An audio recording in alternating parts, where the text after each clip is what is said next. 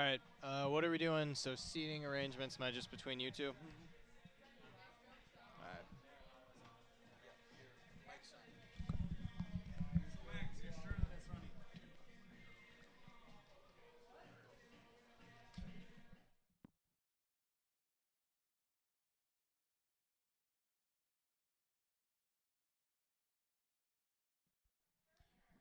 Welcome into rainy Amherst High School for Radio Plus Sports' presentation of a fantastic football game here. We have a matchup between the Amherst Falcons and the St. Mary's Springs Ledgers. Both these teams coming off a state championship last season. Amherst has won the D5 title 3 years straight. Meanwhile, St. Mary's Springs, one of the powerhouses in Wisconsin high school football the last 4 decades. They've won 7 state titles in this decade under the WIAA era, 3 out of the last 4. Matchup of two teams with differing philosophies, coaches with different levels of experience, but they have one thing in common: they both win a lot. Should be a great matchup here, even out in the mud and the rain. Got a good time, a lot of smash mouth football to be expected from both of these teams. Certainly an old school guy representing Springs in head coach Bob Hyland. He's in his 48th season, came there all the way back in 1971, and we're going to hear now from Coach Bob Hyland some words he had about this week's matchup between two of the big powerhouse programs in Wisconsin high school football.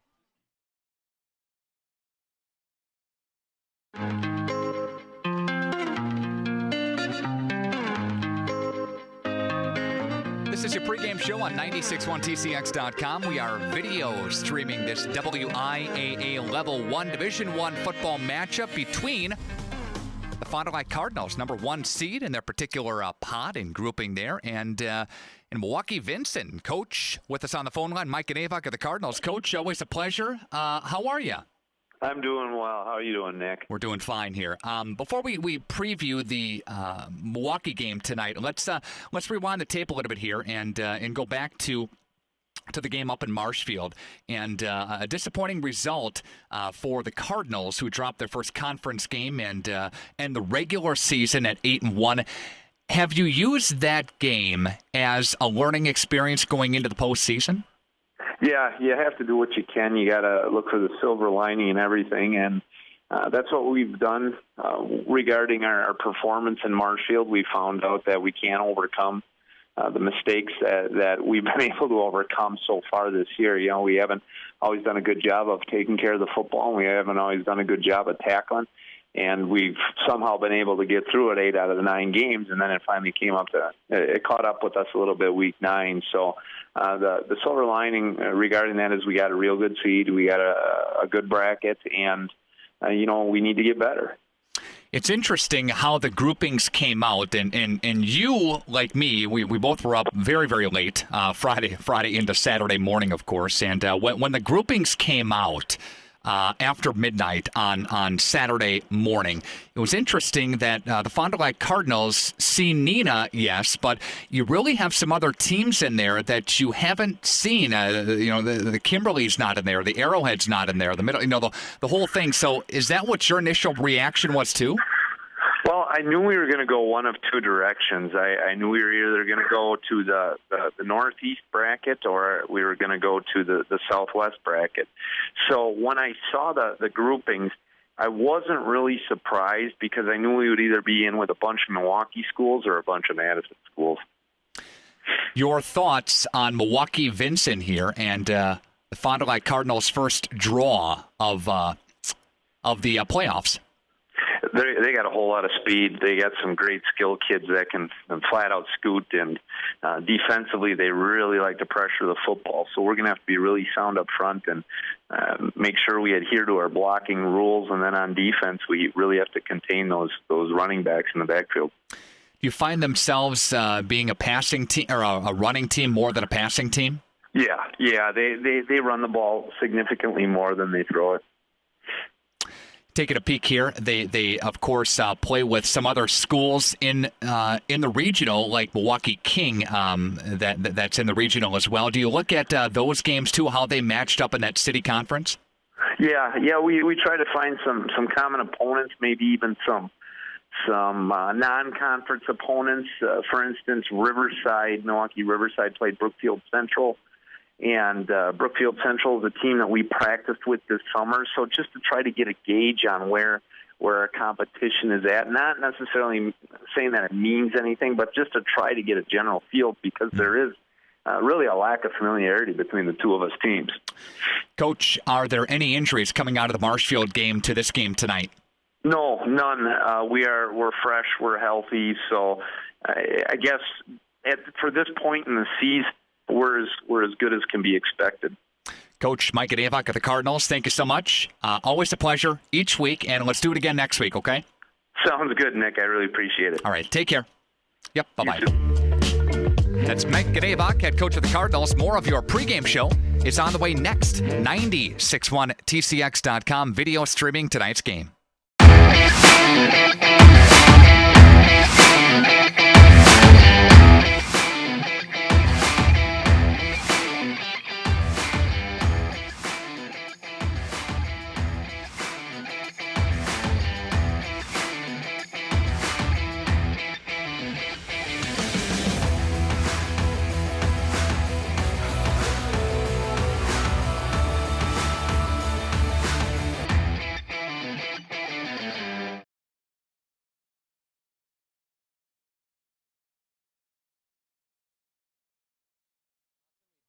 Fantastic Week 2 matchup here in Wisconsin high school football. The Amherst Falcons won 3 straight Division V state championships, taking on St. Mary's Springs, who's won 3 of the last 4. Of course, Amherst playing in Division V, Springs playing Division VI this year, but based on enrollment, many are expecting them to be moved up this year, having to play in Division V. So these teams have played the last 4 years in a non-conference matchup.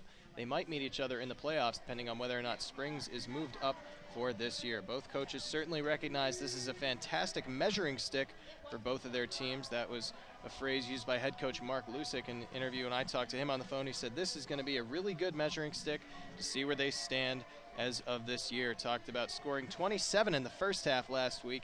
They came off a really nice win, 34-3 against Merrill. He said he thought the team performed well, but there's plenty of room to improve. He said just 27 points in the first half was good, but they scored just 7 in the second. He said the guys need to be used to playing every snap, and he's talking about a lot of new players. They graduated 20 of 22 starters from last year's state championship team, so they're breaking in a lot of new guys, but guys who aren't inexperienced. They did play rotationally. As he said, a lot of guys subbed in, especially on defense, guys who saw snaps but need to get used to playing every game. He said they were happy with the win, but there will be room to improve, and he knows they're going to need to be close to perfect to be Coach Bob Hyland and the St. Mary's Springs Ledgers, one of the fantastic fundamental teams in high school football in the state of Wisconsin. Mark Lusick, in his 9th year with the team, has done very well, 4-1 in the state championships so far. But Bob Hyland has got a whole lot more experience and championships. He's been here since 1971. He's seen it all, and this is a veteran team. One team, of course, Amherst has lost 20 of 22 starters from the state championship last year. Meanwhile, Springs returning almost the entire majority of their starters from last year. They were a young squad winning the state title with just 8 seniors last year. Got almost their entire starting offense back. That includes quarterback Mitch Wechter. They got Marcus Rolandoni, their fantastic receiver Cade Christensen, who had 125 yards receiving last week. So it's a veteran offense. These guys have been on the big stage before. They play well with each other. They are in sync, taking on an inexperienced team. Old versus new, youth versus veteran leadership. It's going to be a fantastic matchup. A spread offense for Amherst. They're going to run the spread read option. St. Mary's Springs, as old school as it gets, running the veer and the triple option out of the flexbone formation. Interesting matchup between these two teams. We are just about a minute away from kickoff here as both teams line up for the national anthem here on a rainy Friday evening in Amherst, Wisconsin. Lightning and the storm seem to be holding off, so we will play football. Wet, I would expect to keep both these teams to keep it on the ground. Perhaps not as much passing as you would have hoped for. Amherst is a young option quarterback who did some very nice things in his first game last week. Their junior quarterback going to be taking the field for them. That is number 11, Lincoln Cullen. He had 254 yards and 2 touchdowns in the first half. Didn't have a completion, though, and his second half was not as good as the first was last week. Coach Mark Lusick said he'd like to see a little bit of improvement out of Lincoln Cullen. Meanwhile, for Springs, they got a veteran leadership at quarterback. Don't expect many mistakes. We are just about ready for the national anthem here, so we will pause and head down to the field for that as the fans stand up for the national anthem. Ledgers and your very own Amherst Falcons. Rob.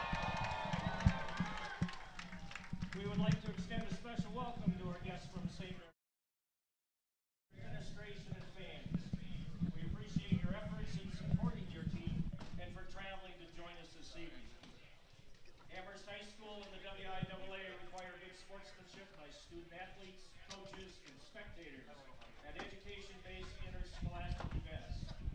We request your cooperation in supporting the participants and officials.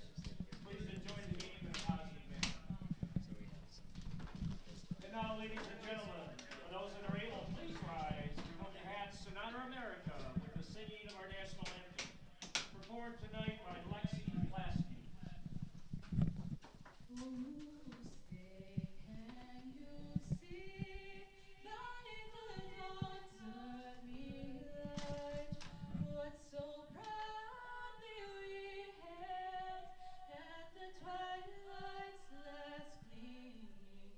Whose broad stripes and bright stars through the perilous fight, o'er the ramparts we watched, were so gallantly streaming, and the rockets filled there, the bombs bursting in air, gave proof through the night that our flag was still there. Oh, who say does that star-spangled banner yet wave o'er the land of the free and the home of the brave? Thunderous applause from the home crowd here at Amherst High School as the national anthem is finished, and we are ready to roll here. Falcons taking on the St. Mary's Springs Ledgers, one of the premier matchups in Wisconsin high school football this week and just about any season. Now, Amherst has won the D5 state title, as we said, the last 3 years. The last 2 years, their only regular season loss has come against St. Mary's Springs. So expect this to be one where they'd like to get revenge. Meanwhile, for Springs, they were undefeated last year, a perfect season, getting them to the state championship. They'd very much like to be the thorn in the side of Amherst once again as the starters come out. There's quarterback Mitch Wechter. Up here comes Steve Heffner, a veteran offensive group here for St. Mary's Springs, much the same team that won the state title last year. On offense, the starters for St. Mary's Springs, very much the same team that won the state title against Iola Scandinavia last year. Starting quarterback is Mitch Wechter, 6'3", 180-pound senior, a guy who can run it or throw, very versatile. They run the flexbone offense with 1 quarterback, 1 fullback, and 2 slot backs. The fullback is Marcus Orlandoni, number 35. Jake Barr, Ezra Tucker, and Jake Hoke will switch out at slot back. The wide receivers are Cade Christensen and Matthew Moole, though they will switch in a couple of other guys, including Joe Hanlon, Steve Heffner, and Miles Ottery. On the offensive line, they're anchored at left tackle by Jake Schroth, who's expected to be a D1 recruit. Left guard is Mitch Burns. The center is Logan Ramaker. The right guard, Jacob Lizo, and the right tackle, Jacob Kaufman.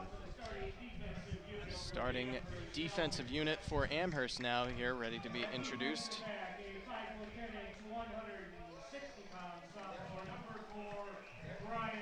Here comes Brian Groshek. Groshek, a very well-known family name here at Amherst. Wisconsin Badger running back Garrett Groshek played quarterback in high school here. He's now a nice tailback, backing up Jonathan Taylor, University of Wisconsin. So he celebrates there with number 5, Josh Rick, also the starting running back. Number 8 there, Zach Tully. Here comes Caden Conrad, one of the speedy defensive backs, senior. Here's Isaac Primus, number 22. He's a two-way player, also going to get plenty of snaps on offense at receiver.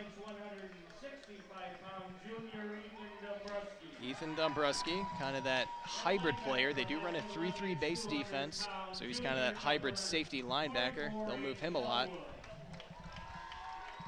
Here comes number 44, Aiden Elwood, the outside linebacker, junior. Nicholas Dombrowski, outside linebacker here, number 50. Move up to the 3 big boys on the defensive line. 55, John Farkas, the heaviest of the group at 6 foot, 260 pounds. He is a load. You're not going to move him. He's a big, big man. Next to him here is Dylan Pessoa, number 60, 190-pound junior. And here's Lucas Edelberg. Falcons head coach is Mark Lucic. Mark Lucic in his 9th year as the Falcons head coach, as we said, 4-1 in the D5 state title game. Not a shabby record at all. He's done very, very well with this program. We are just about ready for kickoff here. As a reminder, the concession stand and Spoke to restroom Coach Lucic on the phone. He said, we know who we're playing. We know exactly who this team is. They're not going to be intimidated. They think this is a good measuring stick to see where they stand with the premier programs in high school football in the state of Wisconsin. They've gotten to know this team well over the last 4 years. They've played each other. This is a rematch of last year's Week 2 matchup. That was a tightly contested battle, but Springs ultimately won out 14-13 when they stopped a 2-point conversion from Amherst. That was the deciding factor in that one. I would expect a close game here tonight. We saw a lot of points from both these teams last week. Amherst with a nice blowout win, 34-3 against Merrill. Meanwhile, Springs delivering a 51-0 beatdown of an overmatched Markesan Hornets team. So I would expect things to be a lot closer tonight. Going to see a lot more defense, or maybe we'll see a shootout. You never know, but with all the rain, I would not expect to see too much of an aerial circus. Though with number 9, Cade Christensen, playing for Springs, you never do know. Amherst will kick off. They're going to run split returners here. Back there is the speedy slot back Ezra Tucker, 6'1", 175-pound senior. Next to him is Joe Hanlon, one of their starting wide receivers. So this veteran Springs offense will get it to start. Last week they started their season off about as well as you could ever hope to. Their quarterback Mitch Wechter drove him down the field. They got to the 40-yard line of Markesan, and he took a quarterback keeper up the right sideline, 40 yards for a touchdown just 58 seconds into the game. Took them less than a minute to score. See if that's the case here against a much better Amherst defense, and we are off.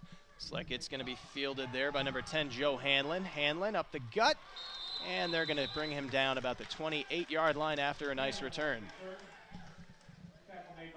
Hanlon, a 5'9", 165-pound senior, not super tall for a wideout, but really shifty, nice low center of gravity, able to cut well even here on a wet night in Amherst, Wisconsin. And there's number 3, Mitch Wechter, veteran quarterback, won a state title with this team last year. His box score really reflected his athleticism. He had a passing touchdown, a receiving touchdown, and even rushed for one.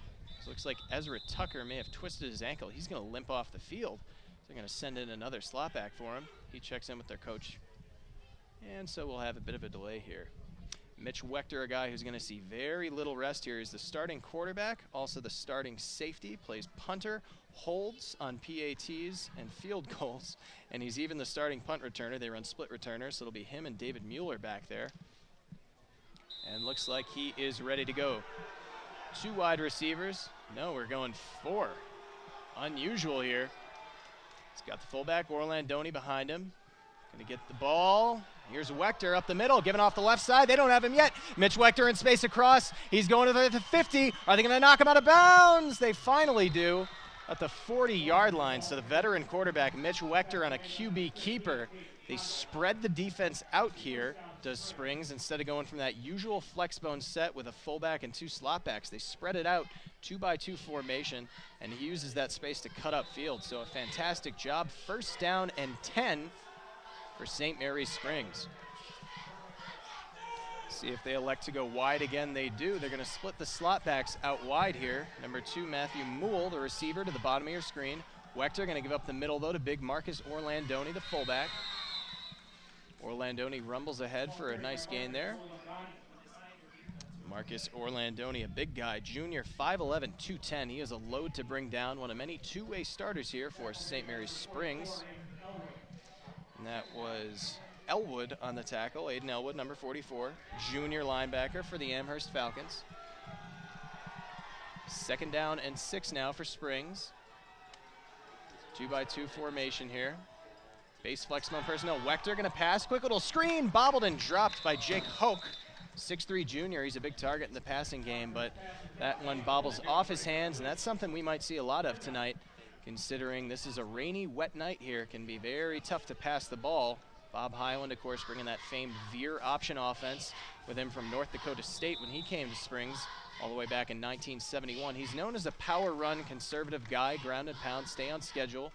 But he said after last week when the only completions came to wide receivers, he wanted to get the slot backs involved in the passing game a little bit more. Now here the slot backs take their usual place in the backfield. Jake Hawk now not split out. Wide receiver to the bottom of your screen is Cade Christensen. Man comes in motion. That's Stephen Hefner. Hefner rumbles ahead, and he's going to be close to the first down here on 3rd and 6. It'll be 4th down and a couple. And so the first big decision of the game here from Coach Bob Highland. He's got 4th and short here on about the 29-yard line. We'll see what he elects to go with.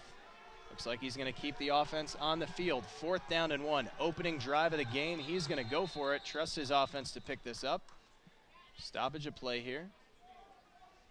Looks like someone needs to fix their equipment. So we've seen this from Coach Bob Highland last week against Markesan. He was up 31-0 with just a few minutes left in the second quarter, and he elected to go.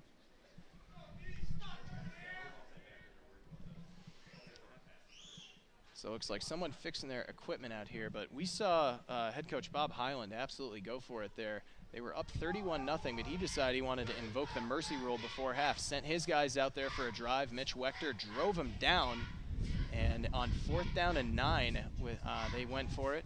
He completed a beautiful pass to Cade Christensen there, and Christensen is his money man. With the money on the line, when he needs a pass, he's going to go for it. That's going to be at Matthew Mowell, number 2 at the bottom of your screen, but expect something straight up the middle. Mitch Wechter keeps it himself, drives forward, 1st down, Springs. And that is going to be enough to move the change. A gutty run after moving the chains there from Mitch Wechter, and he's got the 3 body parts you need to be an option quarterback. Big arms, speedy legs, and plenty of guts. You're going to take some shots here in this offense, but he's willing to do that, and he's a tough guy. Certainly if you're your team's starting safety as he is, you're not afraid of contact. So they'll move it upfield, 1st down and 10 on about the 24-yard line. They're going to send Hook in motion. Hook comes forward, and he's going to be down after a couple. Bring up 2nd down. Nice carry there by Jake Hoke. Jake Hoke, the guy who was overshot on that pass play earlier. He stands 6'3", 190 pounds, so he's a big guy. Good receiver as well as a solid runner. Number 9, Cade Christensen, the big wide receiver, checks in. Tallest guy in this offense, stands 6'4", 210 pounds. He's the receiver at the bottom of your screen. Top of your screen, number 82, Miles Ottery. Mitch Wechter in the flex bone. Wechter going to give up the middle. Orlandoni charges ahead for the 1st down. The big fullback would not be denied there. And those up-the-gut runs are his specialty. Orlandoni, a real throwback to the players of old.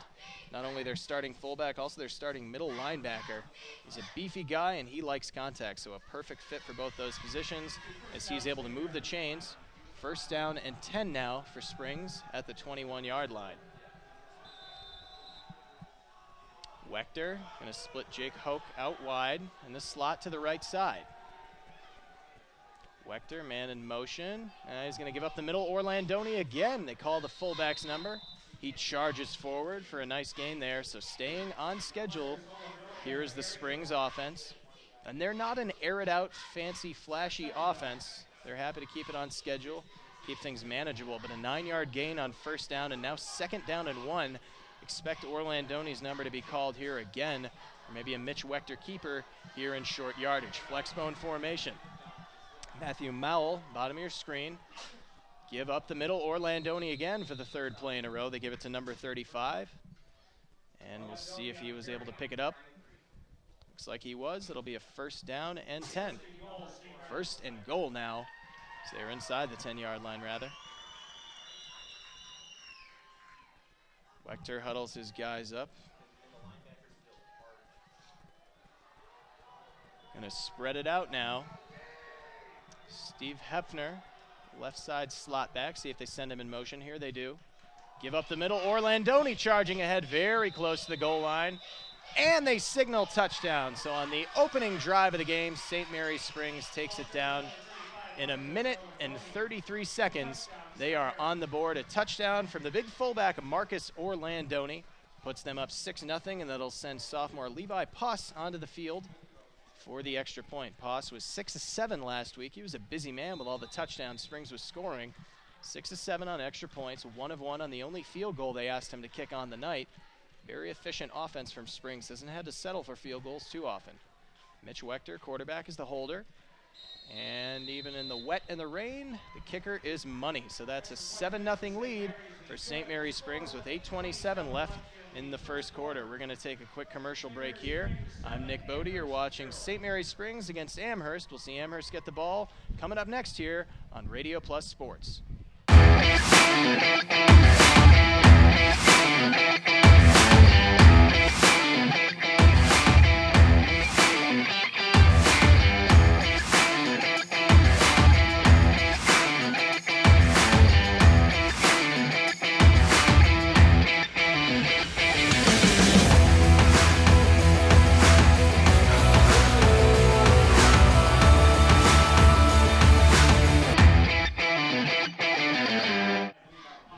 Welcome you back here to Amherst High School on a rainy night to see St. Mary Springs take on the Amherst Falcons. Both teams defending state champs as Amherst is ready for their first offensive duty of the night after Springs took it down on a 1:33 drive. Very efficient. Veteran offense for Springs, able to drive it down, and it was the big Marcus Orlandoni, the fullback, who rumbled across the goal line for the score. PAT was good, so 7-0 lead now for Springs as Amherst is ready to receive the ball. Orlandoni, a two-way player. You'll see him starting at middle linebacker. A lot of two-way guys. Springs not a very big school, but plenty of athletic talent. And these guys are really good endurance-wise. They're able to keep on playing. So not too far of a kick from Levi Poss here.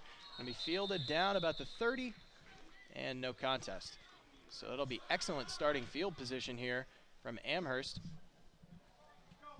That one looked like it was fielded by Dylan Pessoa, number 60. Offensive line player, also plays on the D-line. So first down and 10, here comes Amherst.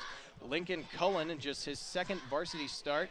The junior stands 5'11" and a $165. Had a beautiful first half last week in their 34-3 win against Merrill. Threw for 254 yards and 2 touchdowns to start the game off. They employ a spread offense. He's going to run a lot of read option concepts. Pistol formation here with one running back behind him, 2x2 wide receivers on either side. And he's going to keep it, is Lincoln Cullen. Charges ahead for not much of a gain. Offensive starters here for Amherst High School. Lincoln Cullen, number 5, Josh Rick is the running back. Senior, stands 6 foot, 185 pounds. The wide receivers, they'll run 4 almost the entire game. Zach Tully, number 8. Kyle Zableski, number 10. Chris Anderson, number 12. Isaac Primus, number 22. We also saw number 9, Carmelo Ailman, get a nice 74-yard touchdown last week. Here comes Lincoln Cullen. And the pistol again, fakes the give, right side. Option keeper for the quarterback. Not much of a gain there, though. That one's strung out, and he gets popped there. Nice tackle by Cade Christensen. Number 9 also plays wide receiver, one of many two-way starters. Christensen showed off his wide receiver hands on the defensive side of the ball, getting a pick 6 to start off the third quarter against Markesan last week. So here, third down and long now. Likely passing situation for the Amherst Falcons as Lincoln Cullen glances to the sideline for the call. He's got trips to his left, the wide receivers in the slot. That's number 22, Isaac Primus. Wide receivers check their armbands for the route. Bottom of your screen is Zach Tully. Josh Rick, the running back. Rick in pass protection. Lincoln Cullen in trouble. Almost sacked. He's able to get away from it. Scrambling out to his right. He's in trouble. Lincoln Cullen scrambling. And he's going to be brought down for a sack. That was number 54, Jake Kaufman, the junior outside linebacker at 6'4", 195 pounds. Fantastic sack there. And that's going to be a 3 and out on the opening drive here for Amherst. So nothing going there. Nobody able to get open downfield. Lincoln Cullen in some trouble. He's sacked, and now the punt team is on. Back not so deep to receive. We have Miller and Wechter for St. Mary Springs. Ball hasn't been flying too high there. Pretty low line drive. Quarterback Mitch Wechter fields it at the 45, looking for something, dancing out to his left, but nothing going on there. He's going to be brought down about the 45-yard line, where he'll take over first down and 10. Really, I love watching these small high school football teams. Only on an option offense would you ever see the starting quarterback back there receiving punts, but Wechter is a guy who does a lot for this team. Fantastic job offensively on their first drive. Not a big return, but I wouldn't expect to see much going on here on this rainy, wet field. Could be a lot of short up-the-gut runs, as we saw Marcus Orlandoni score on here in that first touchdown. The slot backs are spread out in the slot instead of in the backfield. Jake Hoke in the slot here to the bottom of your screen. Looks like number 10, Joe Hanlon, the wide receiver to the bottom of your screen, signals into the referee that he's all good to go. Mitch Wechter gives to Orlandoni again. They call 35's number. He's gotten their last 3 or 4 carries. He's still charging. Big gain on first down from number 35.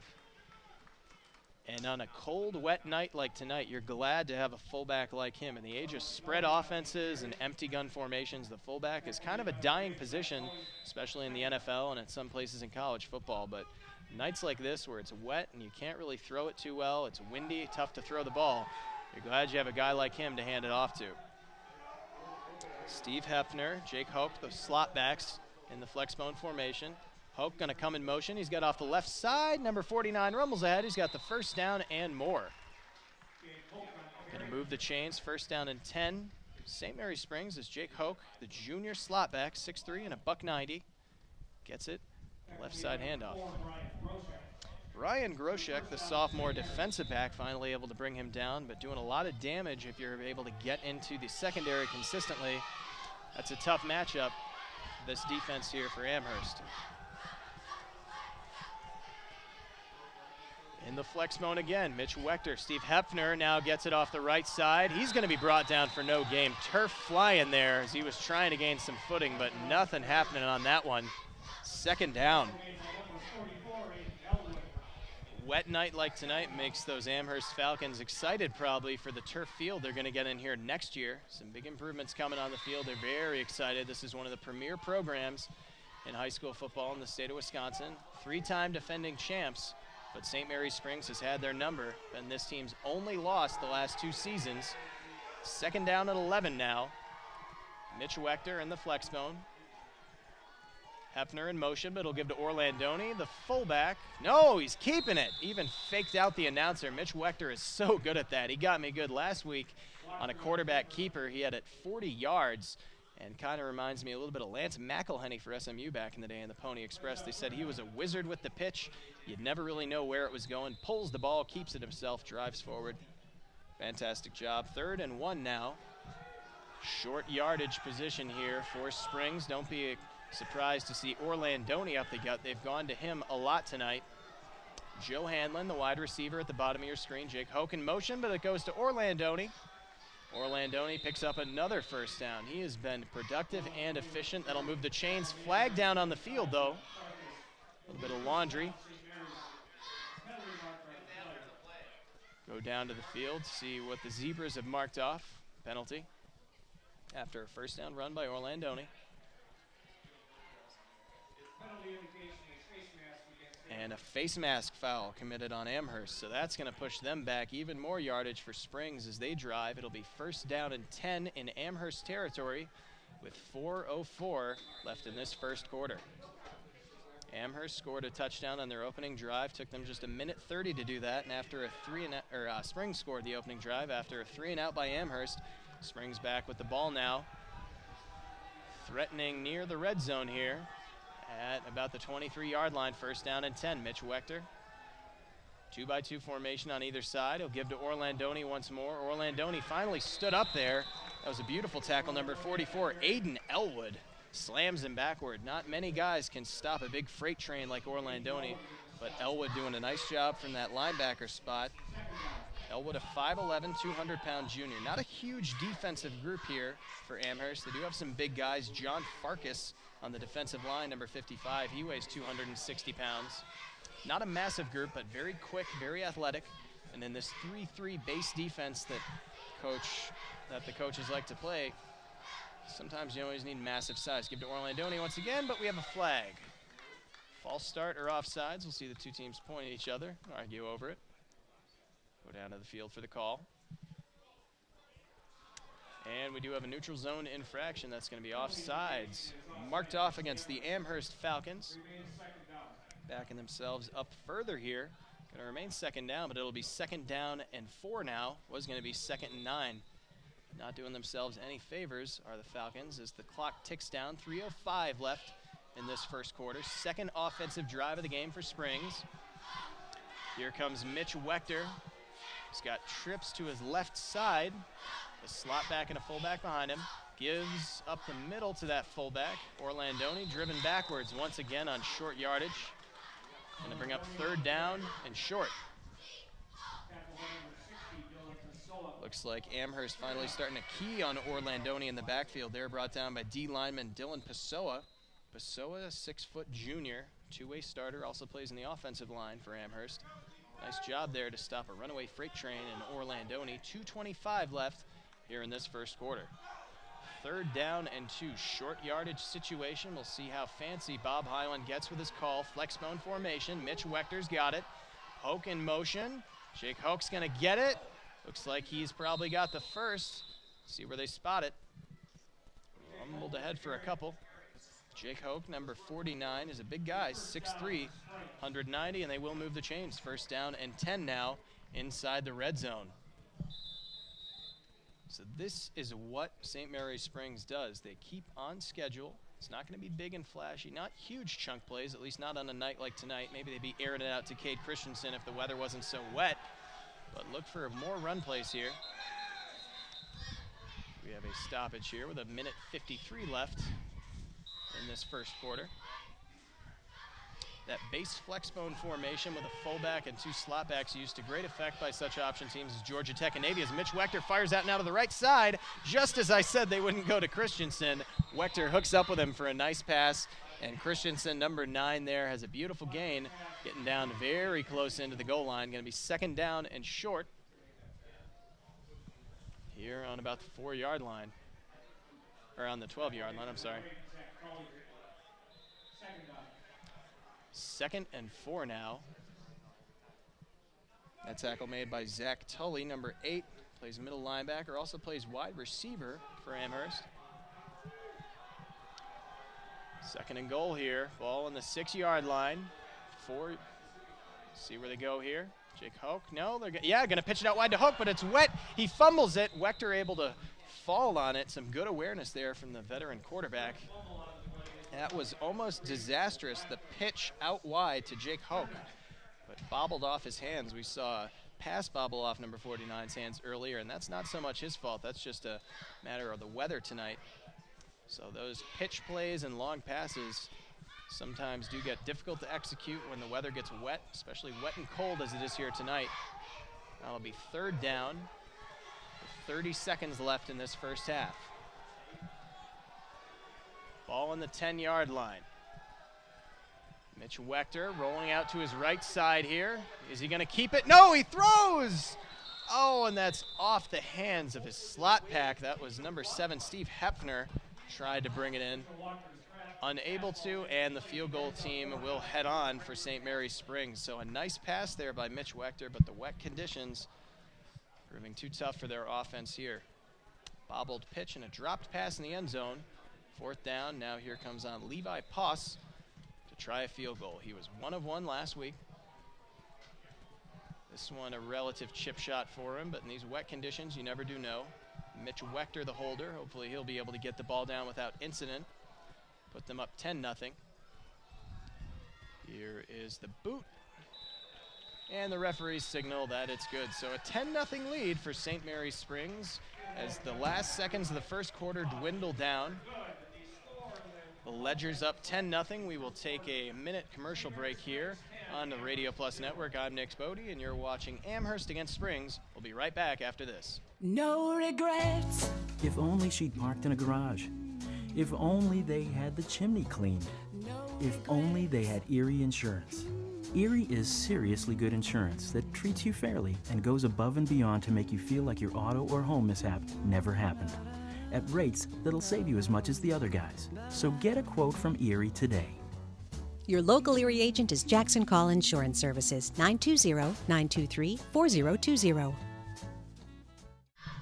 Welcome back to high school football here on Radio Plus Sports. I'm Nick Bodie. We come to you live from rainy, cold Amherst, Wisconsin, where the Amherst Falcons are taking on St. Mary's Springs, 2nd game of the year for both teams. Springs currently holds a 10-0 lead after they drilled a field goal from short yardage on their last drive. Wet conditions interfering with the offense for both teams.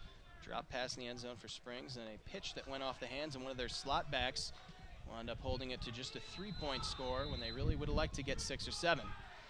Now they'll boot deep to Amherst, who went 3 and out on their first drive. Amherst able to field it. Ooh, they're going to get fancy, a little trickery.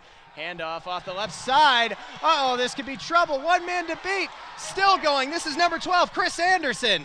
Chris Anderson gets him across the 50-yard line. They finally knock him out at the 35, but the wet field, no problem for the Falcons. A beautiful return there. Chris Anderson got a pitch back from number 2, Isaac Primus.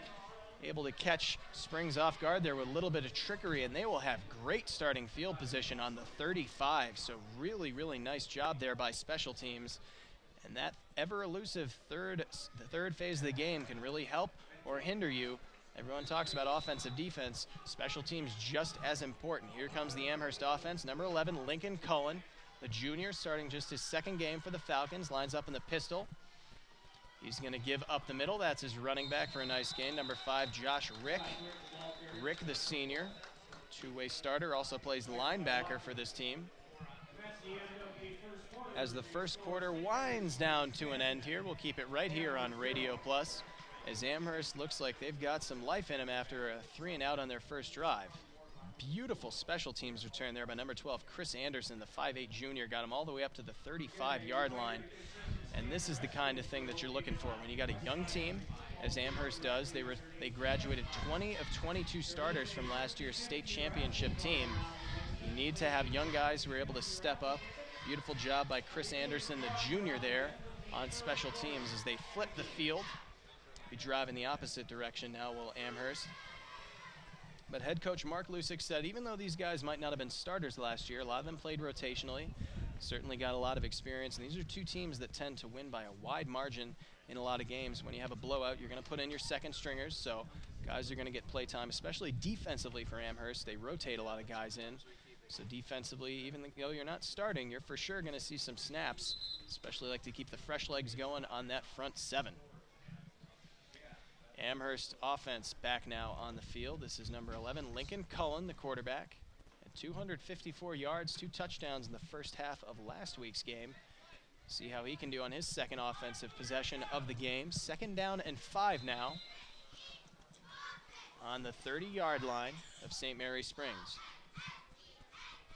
Cullen going to give up the middle and driven backwards by Marcus Orlandoni there. Nice tackle by Orlandoni. That was number 5, Josh Rick, the running back. They handed it to him trying to see if they'd get something going, but nothing happening there. 3rd down and 5 after no gain on that play. 3rd and 5 on the 30-yard line for Amherst. See what head coach Mark Lusick does if he chooses to air it out here from the spread formation. Maybe a little bit of zone read action. Could see Josh Rick get a carry or a QB keeper from Lincoln Cullen. They're very diverse here. Lincoln Cullen looks over the sideline. Similar system to the University of Oregon. They hold their plays up on cards. Here's Cullen. It's going to be a pass. Cullen's in some trouble, though, and he's sacked. Brought down there by defensive pressure. That looked like number 72, big Jake Schroff. The defensive end got in there. The senior, 6'4", 240, and Schroff may play D6 high school football right now, but he is a D1 recruit, and he showed why they're able to get in there and absolutely bowl over this Amherst Falcons offensive line. Looks like Amherst is keeping the offense out there, though. They want to go for it here. 4th down and 11 from the 37-yard line. This is no man's land. If you trust your team to execute, nothing wrong with this call. See if they can prove Mark Lusick right. Dropping back to pass, Lincoln Cullen airs it out down the left sideline. Sailing over the head of his receiver, but a pass interference called. Jake Barr, the corner, got a little too handsy for the officials' liking there. They're going to say he interfered with number 9, Carmelo Ailman, on the play, and that's going to be a 1st down. Spot foul there as they move the ball forward. So a mistake there on 4th and 11. You got to wonder if that's something that Amherst might have seen in film, thinking that they'd be able to try Jake Barr.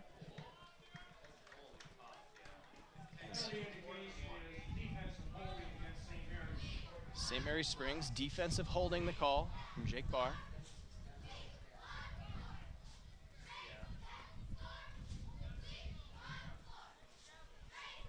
So we have not had it reset to see if they, finally the chains moving down. No, they'll retry 4th down now. 4th down and 1, short yardage here for Amherst. They went for it on 4th and 11, able to move ahead 10 yards after a penalty committed by Springs. So now 4th down and short.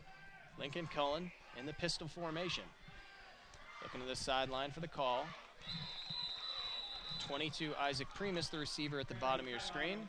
As we have a timeout called by Amherst, head coach Mark Lusick coming out to talk to his offense here. We'll keep it right here on Radio Plus Sports. So some miscues tonight, very unusual from St. Mary Springs. Of course, not perfect conditions here for the Ledgers. A couple of bobbles offensively, and now a defensive holding committed by senior cornerback Jake Barr on the deep pass play up the left sideline. Will give Amherst a shot at 4th and 1 from the Springs 27-yard line. Again, they were set up here after a great return by Chris Anderson, number 12. Got him all the way up to the 35 after fielding the kickoff. 10:32 left in the half here. Amherst trying to get on the board for the first time, currently down 10-0. And we'll see what head coach Mark Lusick dials up here for his quarterback Lincoln Cullen on 4th down and 1. They run a spread option, a lot of read option concepts. See if he'll get a little bit of zone read action. That's very tough to defend, especially when you've only got a yard to go. Quarterback's got to read that unblocked man very quickly and then decide who to give it off to. So 4th down and 1 here. Pistol formation for Lincoln Cullen. Behind him, number 5, Josh Rick, the running back. Defense playing close to the line here for Springs. See if Jake Schroff can punch through, stop this one on short yardage. And lining up in the backfield, that's number 10, Kyle Zableski, as he goes back to the left side slot. Lincoln Cullen in the pistol formation. Gives up the middle, and we'll see if Josh Rick got there. The Springs players don't think he did. Dancing around Marcus Orlandoni, and he did not. Turnover on downs. They go for it on 4th and 1, but unsuccessful. And that'll send the Springs offense back onto the field. So unsuccessful on 4th and 1, but I admire the guts by Coach Mark Lusick to go for it there. You can't play scared, especially against the best teams in the state. St. Mary Springs, certainly one of those. Did a good job, but Springs able to execute defensively there, stop that play, and now their offense come back out onto the field. Mitch Wechter got his guys in the old school choir huddle. You used to see that with Tom Landry's Cowboy teams, not the usual circular huddle you see in the modern age. Wechter working out of that classic flexbone formation. Defense playing up very close to the line here from Amherst. See if they send a blitz. Wechter fires out right. Cod's got a receiver. That's number 2, Matthew Mowell. Mowell for the first down. Looks about a gain of 12 there. And a beautiful pass there in the rain from Mitch Wechter. He's got arm strength that you don't see from a lot of option quarterbacks. This guy could be a starter for almost any team, any offense with the physical gifts he has. He's got the wheels, he's got the arm, he's got the strength and the courage. 1st down and 10 now here for St. Mary Springs after completion to Matthew Mowell, the 6'1 senior. Flexbone formation for Mitch Wechter. Bottom of your screen, Jake Hanlon, the wide receiver. But no receivers getting at this play. Mitch Wechter off the left side, a QB keeper. Wechter up the sideline, across the 50 to the 40, the 35. Finally knocked out of bounds by number 4, Brian Groshek, the defensive back. A beautiful QB keeper from Mitch Wechter. Heard me singing his praises about his arm strength. He says, hey, I got wheels too. Takes it up the left sideline, a beautiful gain, and he is a speedy quarterback. 40-yard QB keeper for the first touchdown of the season last week against Markesan. He fakes you out by pretending to give it off to one of his backs, and if he takes off on you, you better have some real athleticism in your secondary if you want to catch him. Mitch Wechter sends Steve Hepfner out to the right side slot. Orlandoni behind him. He's going to drop back to pass, fires over the middle. That's caught by Cade Christensen. Christensen down to the 10-yard line, and Christensen, his go-to receiver, shows you why. Big 6'4 frame, able to make a catch in traffic. These two guys are in sync, man. It's like Peyton Manning and Marvin Harrison back in the day. Seems like they always know what the other's thinking. And they hooked up for a touchdown in the state championship on the goal line last year with just 2 seconds left. Wechter trusted Cade Christensen to come down with it. They scored going into half in the state title game. And later on in that championship, Christensen threw Wechter a touchdown.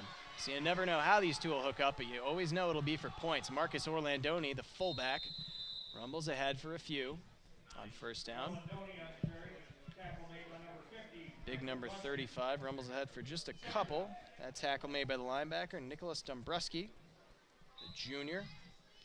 Doing a nice job there to stop a heavy man in Marcus Orlandoni. Big, powerful athlete in short yardage. Can be tough to bring down, but they do a good job there. 2nd down and 7. See what St. Mary's Springs does here. Inside the red zone, ball inside the 10, so they could pick up a first inside the 5 for first down and goal. Mitch Wechter in the flex bone formation.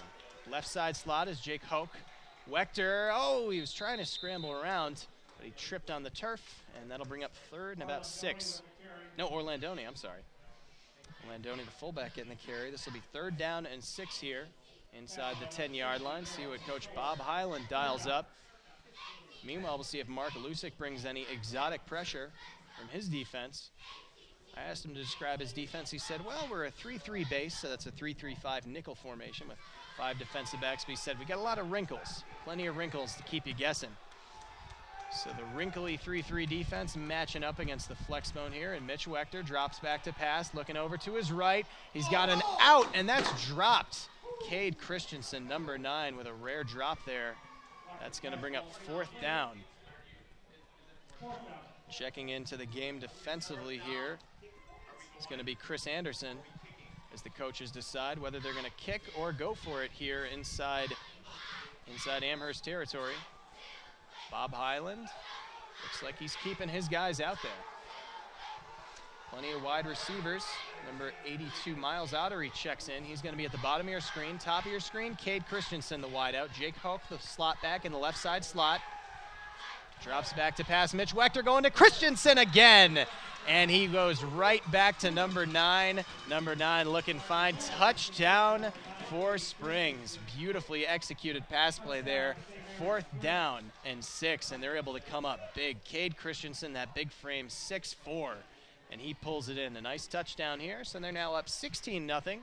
Send on their kicker, Levi Poss, see if he can put them up by 3 scores here with 8:09 left in the second quarter.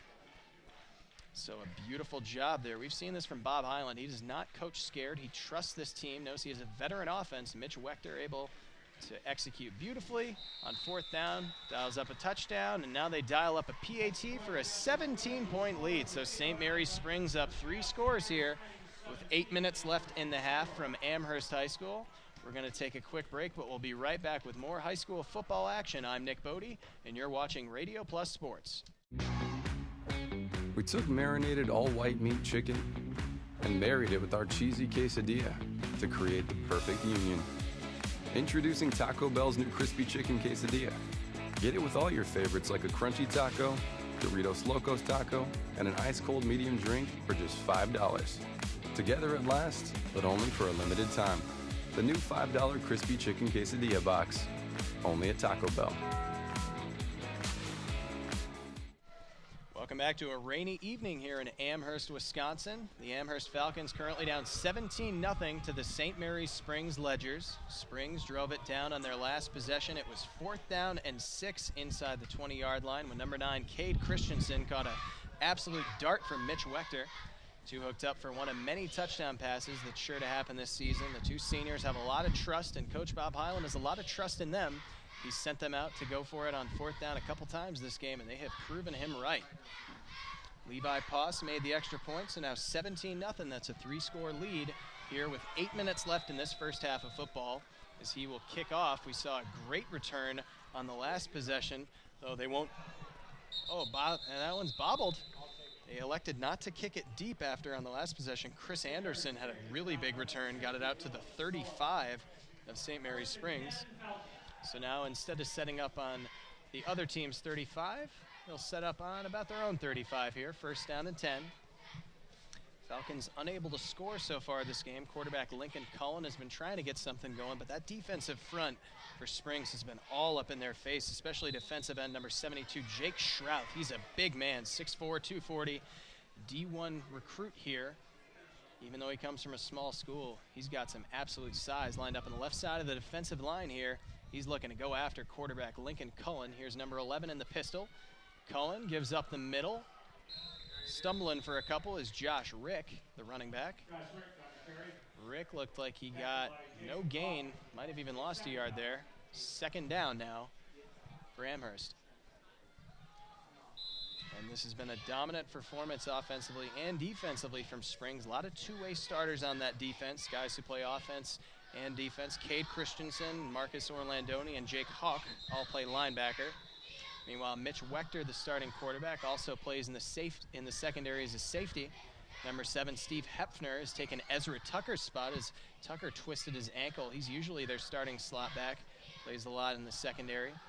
Tonight it's been Hepfner. So we'll see what they dial up for Amherst on second down now. Lincoln Cohen in the pistol formation. Looks to the left side to get the sideline to get the signal. We have a stoppage of play here. As they roll the clock, and Amherst is all set to go. Pistol formation. Lincoln Cullen is going to give up the middle again. Big hole. And Josh Rick rumbles ahead for the first down. And the Amherst coaches are all fired up about that. This is what happens when you come out in a spread formation. You're going to spread that defense out a little bit. Against a dominant front seven like Springs has, that's what you need. And the running back able to take advantage of some gaps there. Beautiful job blocking by the offensive line up front for Amherst. Their offensive line, Nicholas Dombrowski, Dylan Pessoa, Nathan Struble, Nolan Struble, and Lucas Edelberg. Good job blocking up front here. See if they can get again for Josh Rick. Josh Rick rumbles ahead, gain of about 3. That'll keep him on schedule. It'll be second down and 7. Nice tackle there by Jake Kaufman. We saw him come up with a sack on Amherst's opening offensive possession of the game. Jake Kaufman, number 54, junior outside linebacker, 6'4" and a $195. Long and lanky. He's got those long arms. Able to use him there to wrap up the running back. Second down now here for Amherst. Working out of the pistol formation. Lincoln Cullen going to drop back to pass, getting rid of it quickly off the left side. And that one was intended for Carmelo Ailman, but that's dropped. And the wet weather goes off his hands. You know, I talked to Mark Lusick. He said, we know it's going to be wet. We just hope it doesn't storm. They've been preparing for it, running some wet ball drills, but there the sophomore Carmelo Ailman not able to haul it in. They'll send him to the sideline. Ailman, a guy with great deep threat ability, though. He had a 74-yard touchdown last week in their first game against Merrill. That was a 34-3 blowout. See if they can finally get some points on the board here in the second quarter. Back to pass now. Lincoln Cohen. Cohen all day to throw as they keep him clean, but that is going to be broken up and defended by number 9, Cade Christensen. He plays middle linebacker for Springs, but he's also a receiver. He knows how to read that route.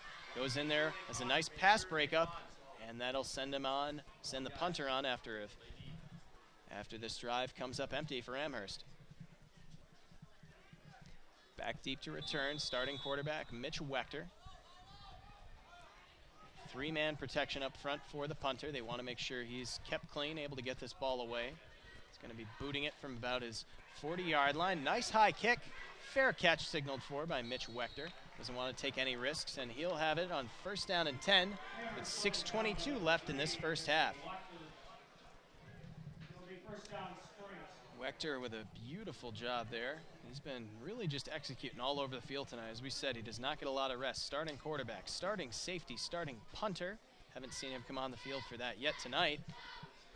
But also the starting punt returner, and he's even the holder for PATs and field goals. So he's not a guy who gets a lot of rest. Does just about everything except kick coverage.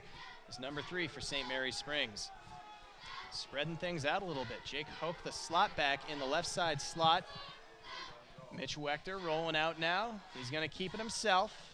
And brought down for almost no gain at the 20-yard line is Mitch Wechter. Thought they might go for passing. They've split their slot backs out a little bit more than last week. Last week, Coach Bob Hyland said that the only completions were to the receivers, and he said, we'd like to see the slot backs get a little bit more involved in the pass game. He feels that number 49, Jake Hoke, and some of their other slot backs are just as dangerous in the passing game as any of the wide receivers. Ezra Tucker twisted his ankle. We haven't seen him back yet, so taking his place is Steve Hepfner, 6-foot senior. He's number 7. Give here up the middle, though, to Orlandoni. That'll be third down and 3 here. Marcus Orlandoni trying to charge ahead. He was very effective those 2 opening drives. He was brought down by Nicholas Dombrowski from the outside linebacker spot. Dombrowski, number 50, brings him down. Here's third and short now for St. Mary's Springs. See what they dial up. Amherst running a 3-3 base defense, and you know that's great for pass coverage, but when you got nickel formation, 5 defensive backs, small guys, that can be a problem here in short yardage. See if Coach Bob Hyland calls something straight up the gut here. 3rd down and short. Mitch Wechter will drop back to pass, fires the right side, might sail over the head of Cade Christensen.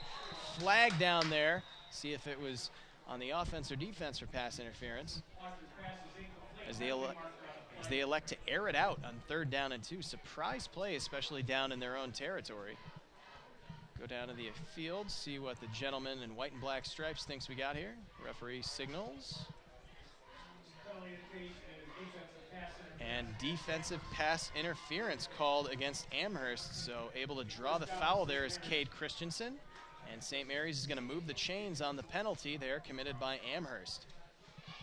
1st down and 10 now as they head up. Ball be spotted about the 41-yard line.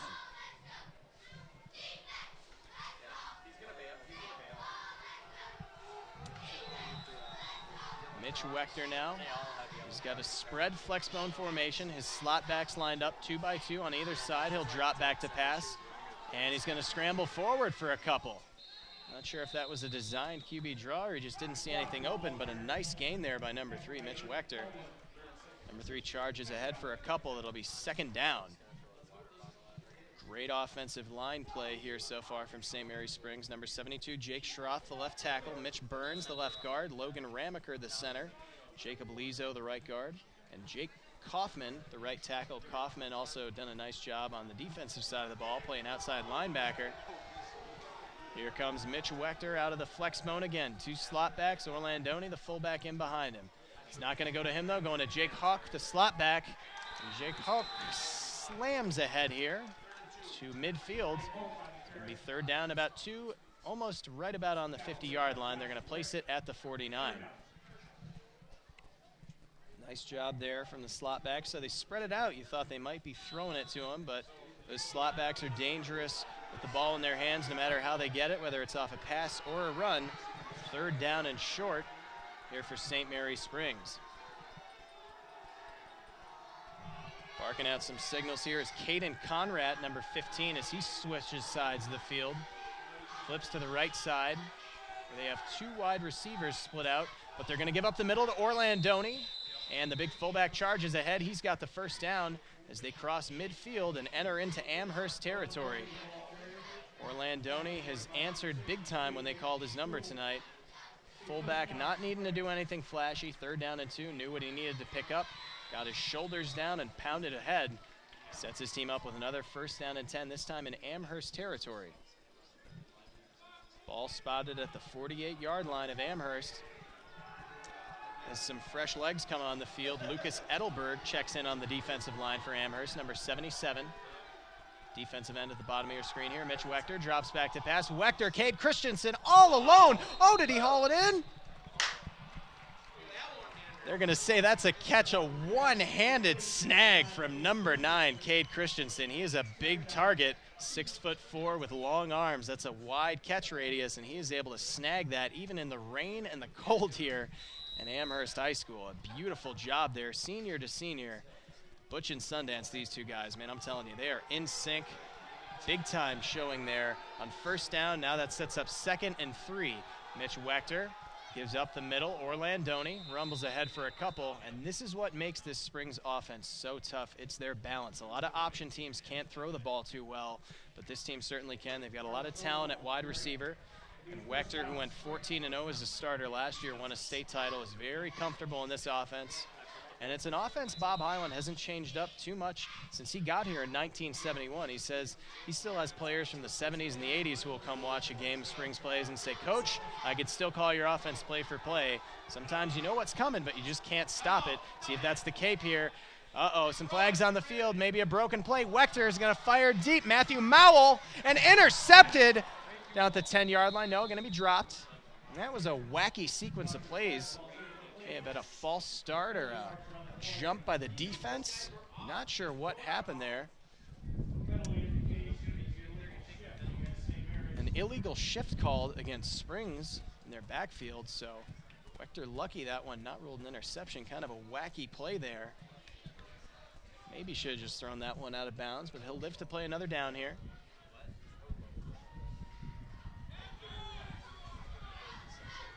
go down to the field, see what exactly the official ruled it. Some speed checking into the game defensively. Number 12, Chris Anderson, the wide receiver, enters the defensive backfield here for Amherst. Springs sends Steve Hepner to the sideline. Backed up after the penalty. Now 1st and 15 after an illegal shift penalty. Mitch Wechter throws left side. Cade Christensen on a quick pass. Christensen first down, brought down at the 24-yard line. Nice execution there after they were backed up on 1st and 15. They will move the chains. And that was Brian Groshek, number 4, sophomore defensive back, able to finally bring him down. Mitch Wechter to Cade Christensen. It's like peanut butter and jelly. It just goes together smooth. 1st and 10 now at the 24-yard line. Springs driving. They're up 17-0 with 1:43 left in this half. See if they try to run the clock down and score with not much time left. Backup fullback Carlos Ozels, number 13, rumbles ahead. But not too much. See if they check Ozels out for Orlandoni. They do. They send Orlandoni back in. Carlos Ozels, the backup fullback, starts defensively, but they'll send him back to the sideline. After that one,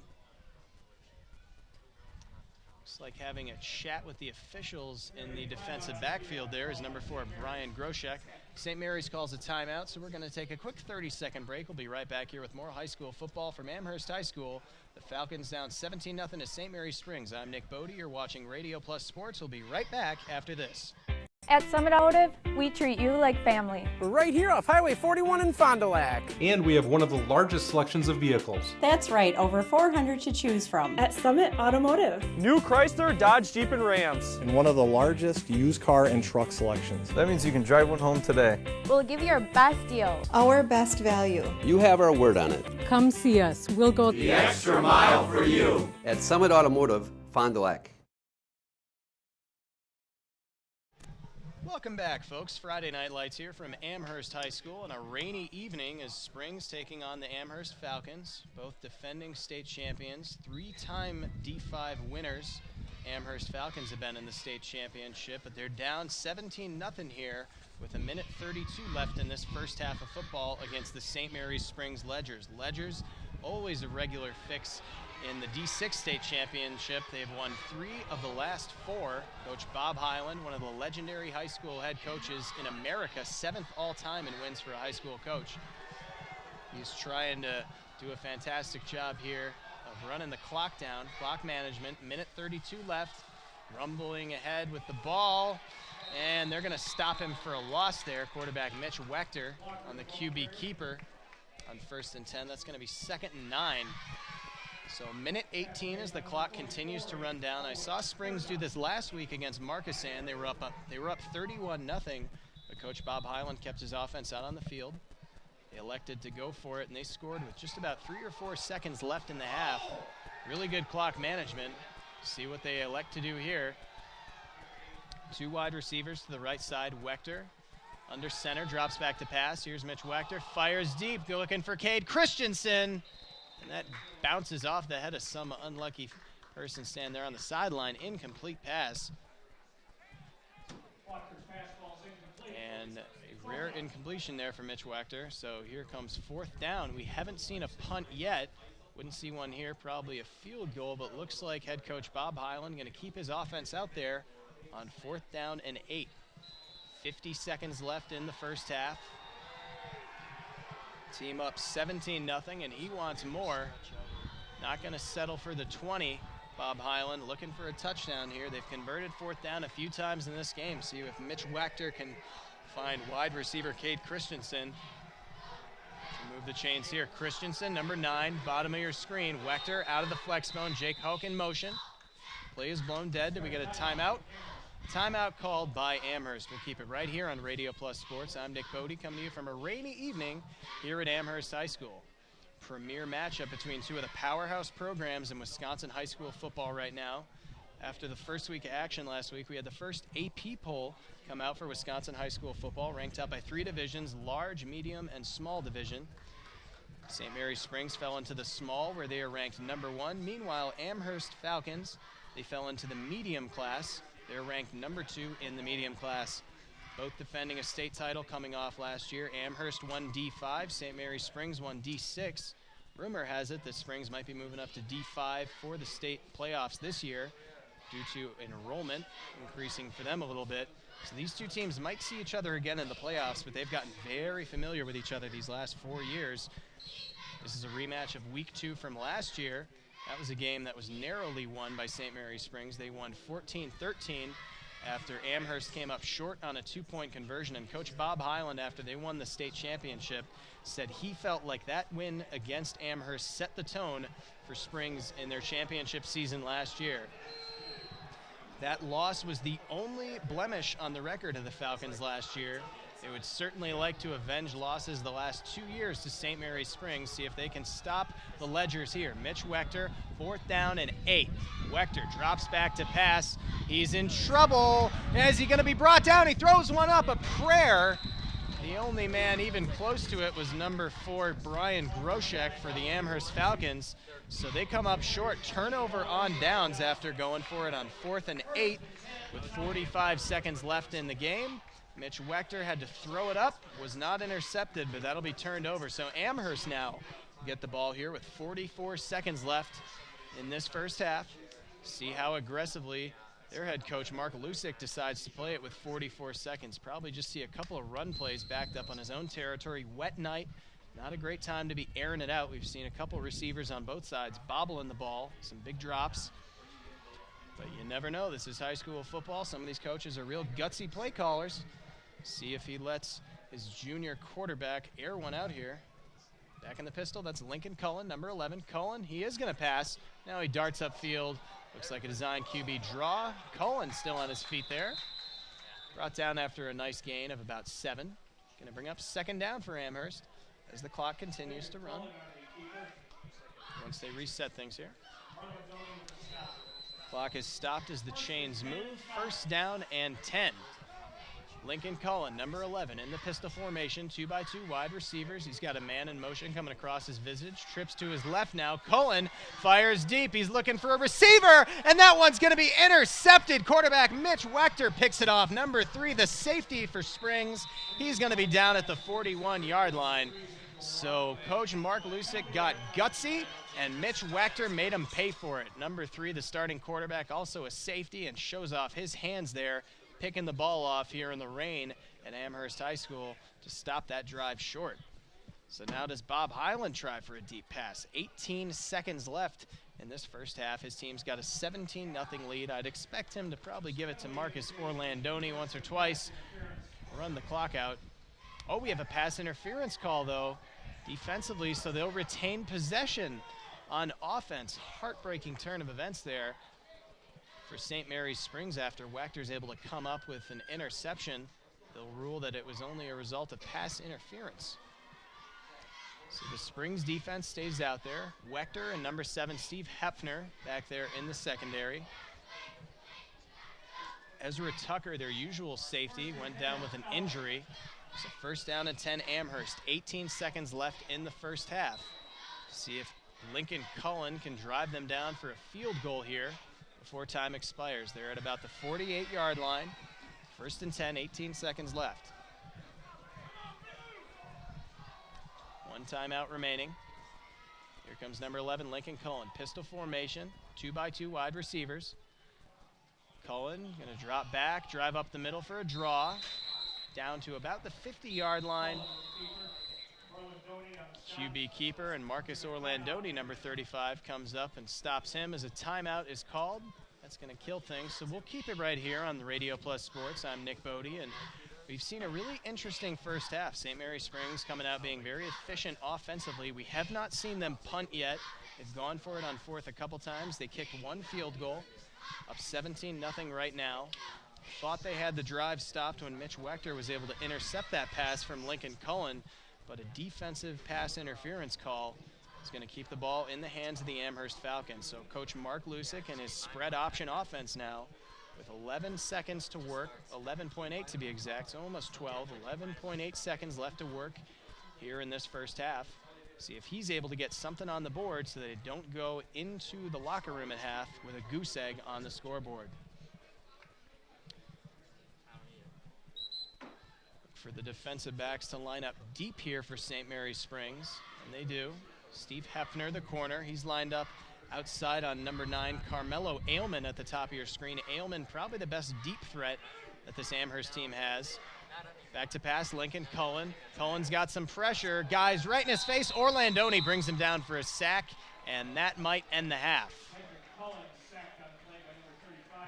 Marcus Orlandoni has been a force on both sides of the ball, the starting fullback and linebacker, and he shuts things down there. No hopes of a score in the first half here for the Amherst Falcons. So we're going to send things into halftime, going to take a commercial break here on Radio Plus Sports. Great game so far, certainly not out of hand yet.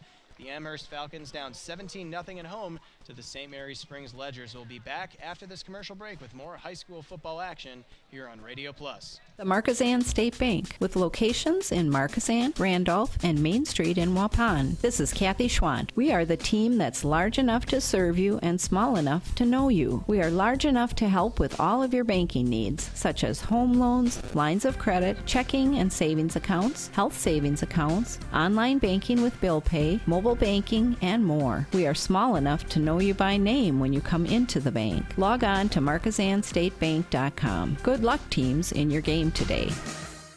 Get more Mazda for your money during the construction sale and SUV month at Holiday Mazda Fond du Lac. Tame winter roads in the raved-about 2017 Mazda CX-5 with all-wheel drive. Lease from just $199 per month or from $259 per month with zero down. I know that they're going to be honest with me and make me feel like family. That's really what keeps me coming back.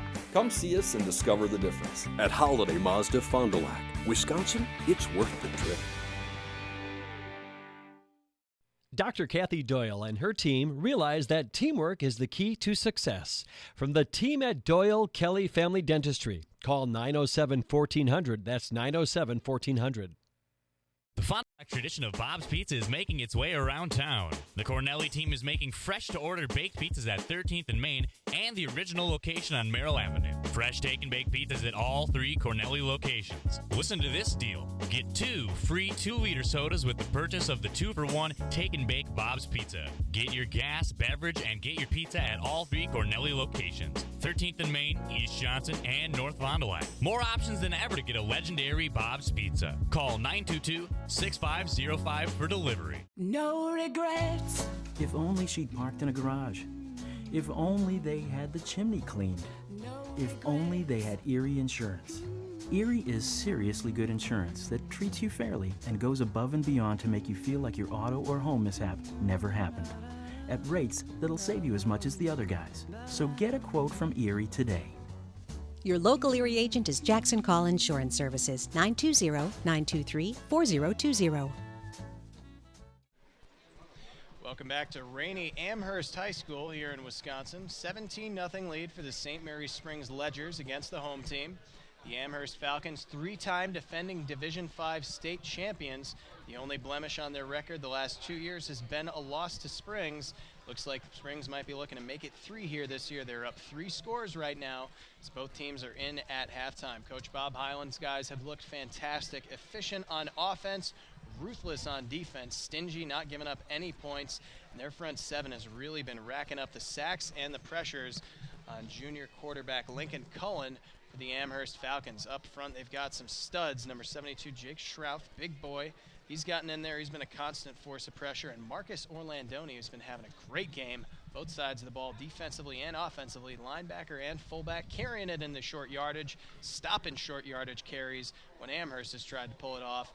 Big reason why his team's up 17-0 here in this one. And this is a really cool thing to see here in week 2, a non-conference matchup, 2 teams who right now are playing in different divisions. You'll love to see teams get gutsy like this, schedule a tough opponent early on in the season. Rematch of last year's week 2 game for both these squads. That one was a very tight matchup. Amherst lost 14-13 after they were unable to convert a 2-point conversion.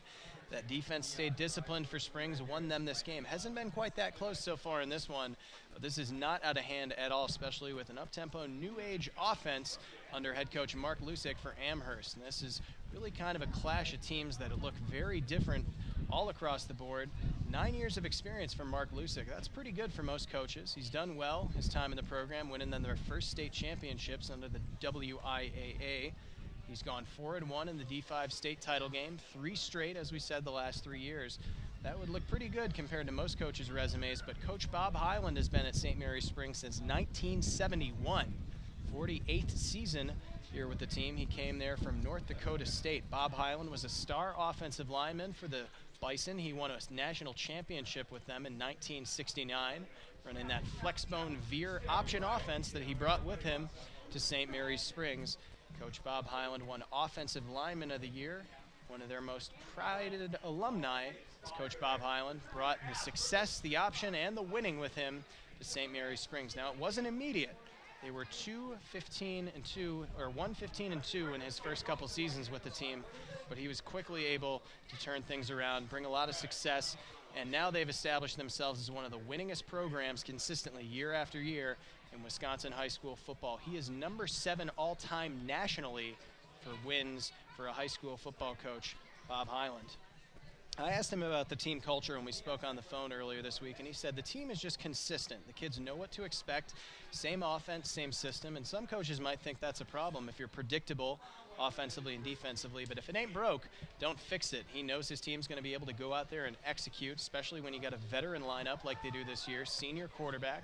Mitch Wechter has got their whole playbook memorized. He said his team was ready to go after their first contact practice in the spring. Coach Bob Highland described his offense being almost a little bit bored having to run through the playbooks. He says they're not going to beat you with scheme, they're going to beat you with execution. They're going to go out, execute, be better than you, not make mistakes mentally, and they have not done that tonight. They've been very good, even out here in rough conditions, for executing a balanced passing and running offense.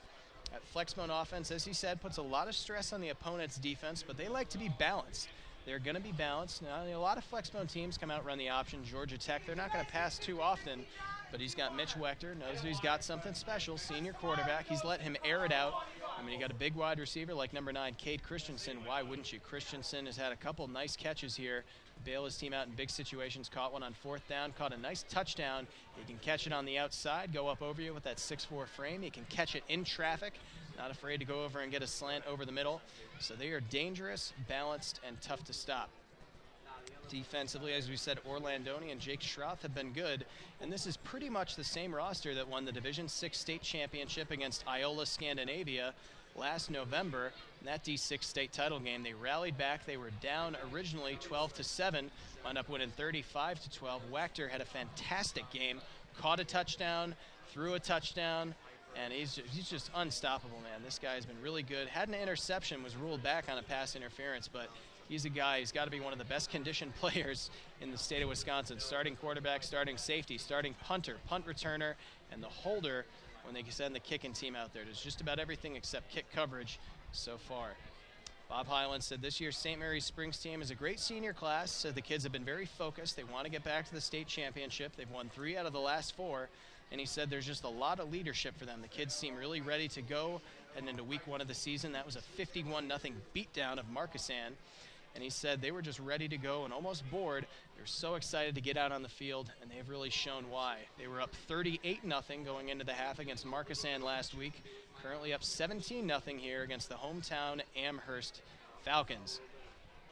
Meanwhile, the Falcons under 9th-year head coach Mark Lusick, as we said, not too shabby, 4-1 record in the state championship, so they have won a lot of games. They three-peated in the D6 state championship last year, and he said it all comes down to talent and culture. He says, yes, we've got great athletes, but they're also great kids. They come from really fantastic families here. We love the community spirit in Amherst, Wisconsin. He said they have talent, but our coaching staff develops that talent, and they work hard every day, not just on the field, not just in camp during the summer, but in the weight room in the off season.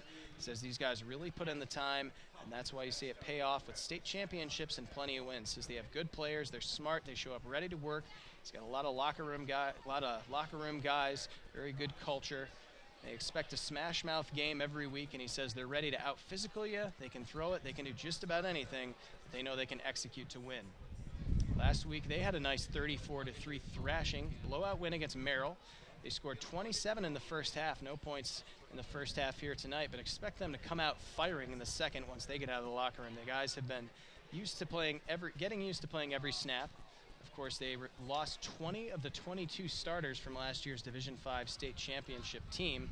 So a lot of new guys they've been trying to work in, including their quarterback, a lot of guys offensively, but he thinks they've developed well. Mark Lusick, the coach, said these are young guys, but they've got a lot of confidence. They've worked hard physically and mentally, watching film, preparing very well.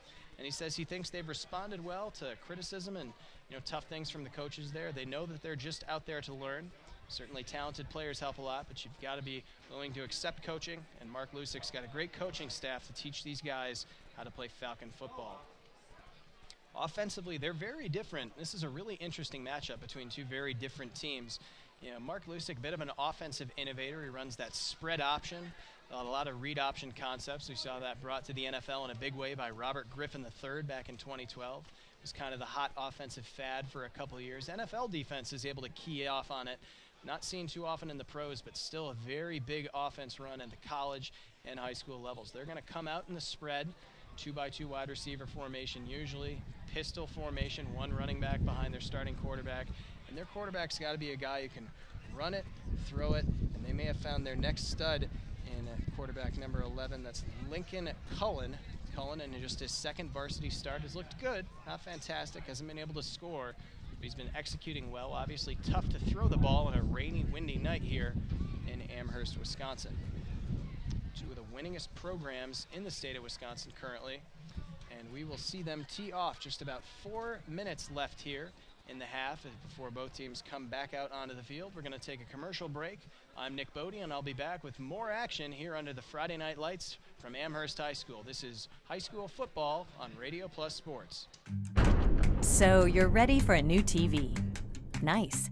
Are you thinking LED Smart TV, Ultra HD 4K, OLED Plasma Curved Screen, 3D, Energy Star, Ultra Thin, 240 Hz, or Cloud? Should you choose a big screen, a bigger screen, or just plain huge? Well, at Silica, we make it easy. Save big on the amazing clarity of Ultra HD. Plus, pay no interest when paid in full within 12 months. So go bigger and better the easy way at Silica for your home. We speak TV. To feel good about your smile and your dentist, visit Sorauer Dental. They are dedicated to personalized dental care. So for your family dental needs, visit Dr. Todd Sorauer at 845 South Main Street in Fond du Lac. Question: I want to get health insurance. What do I do? This is a common question that everyone will most undoubtedly ask at one point in his or her life. To find the answers, we looked at the average user's experience and came up with 4 tried and true, easy to follow steps. Step 1. Enter info into hundreds of websites. Step 2. Make numerous phone calls that ultimately get you nowhere. Step 3. Become insanely frustrated. Step 4. Try not to cry. Sound familiar? Like so many other Americans, this is what the average person is accustomed to. However, if you had called the Leb Insurance Group, where we genuinely listen to your needs, walk you through every step of the way, and offer options uniquely tailored to you, then you really didn't need to do steps 1 through 4. So, who is the Leb Insurance Group, you ask? Quite simply, we are a group of insurance enthusiasts that help you navigate through the complexities of the ever-changing landscape of healthcare plans. With that in mind, let's go back to the original question. I want to get health insurance. What do I do? Step 1, call the Leb Insurance Group. That's it. We will assign you a dedicated agent who will help you sift through all the confusing insurance lingo and offer options uniquely tailored to you. Even if you have questions later on, you can always call your dedicated agent. Best of all, it won't cost you extra to use our services, but it could cost you a fortune not to. The Leb Insurance Group. Healthcare simplified.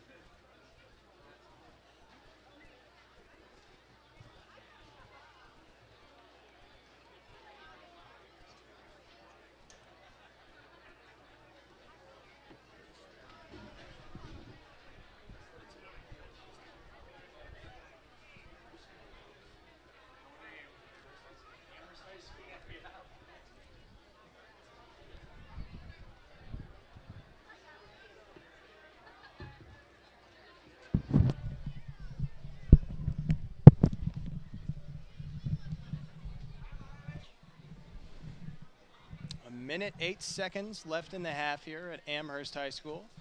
Rainy Wisconsin evening. Finally looks like the clouds have parted. We're left with fog and a chill in the air, but hopefully a dry ball will bode better for both offenses in the passing game. We saw some drop balls from both Amherst and St. Mary's Springs Academy. The Ledgers currently hold a 17-0 lead over the home team as they get stretched out and ready for the second half. Here come the Amherst Falcons. They're ready for a better second half than they had in the first. Shut out so far here on their home field. A big surprise after they jumped on Merrill in a big way. They had 27 points in the first half of that game. Added another 7 in the second half for a 34-3 beatdown of Merrill. Meanwhile, a blowout win for St. Mary Springs to start off their season. Last week they had a 51-0 win against an overmatched Markesan Hornets squad. So two of the premier programs, I'd expect this one to come right down to the wire. You never know when one team can get hot, start scoring. 17 points, not an insurmountable lead for Amherst. And we'll see if Mark Lusick's Falcons can come back and make this a tighter game here in the second half as both teams circle up, start stretching out, do the Falcons. Meanwhile, getting coached up by Bob Hyland, one of the legends in high school football, his St. Mary Springs Academy. He's telling his players, let's just keep it up, stay on schedule, one play at a time, one game at a time. That's something he reiterated to me when we talked on the phone over and over again. They're going to add an additional 2 minutes and 40 seconds here in halftime, so we're actually going to take a break here on Radio Plus Sports, but we will be right back after a commercial, and we'll bring you the second half of this great matchup. This is Wisconsin High School football under the Friday night lights on Radio Plus Sports. Come and grow with Burke. We are a company on the move and are looking for great people that want to grow with us. Hi, I'm Mike Phelan, President and CEO at Burke, a local company that creates quality and innovative playground equipment. Our team maintains a culture of enthusiasm, innovation, and customer service. We are currently looking for full-time first and third shift manufacturing employees. Burke offers a competitive wage and benefits package, on-the-job training, and a signing bonus. Learn more about our open positions at bciburke.com. That's BCIBURKE.com.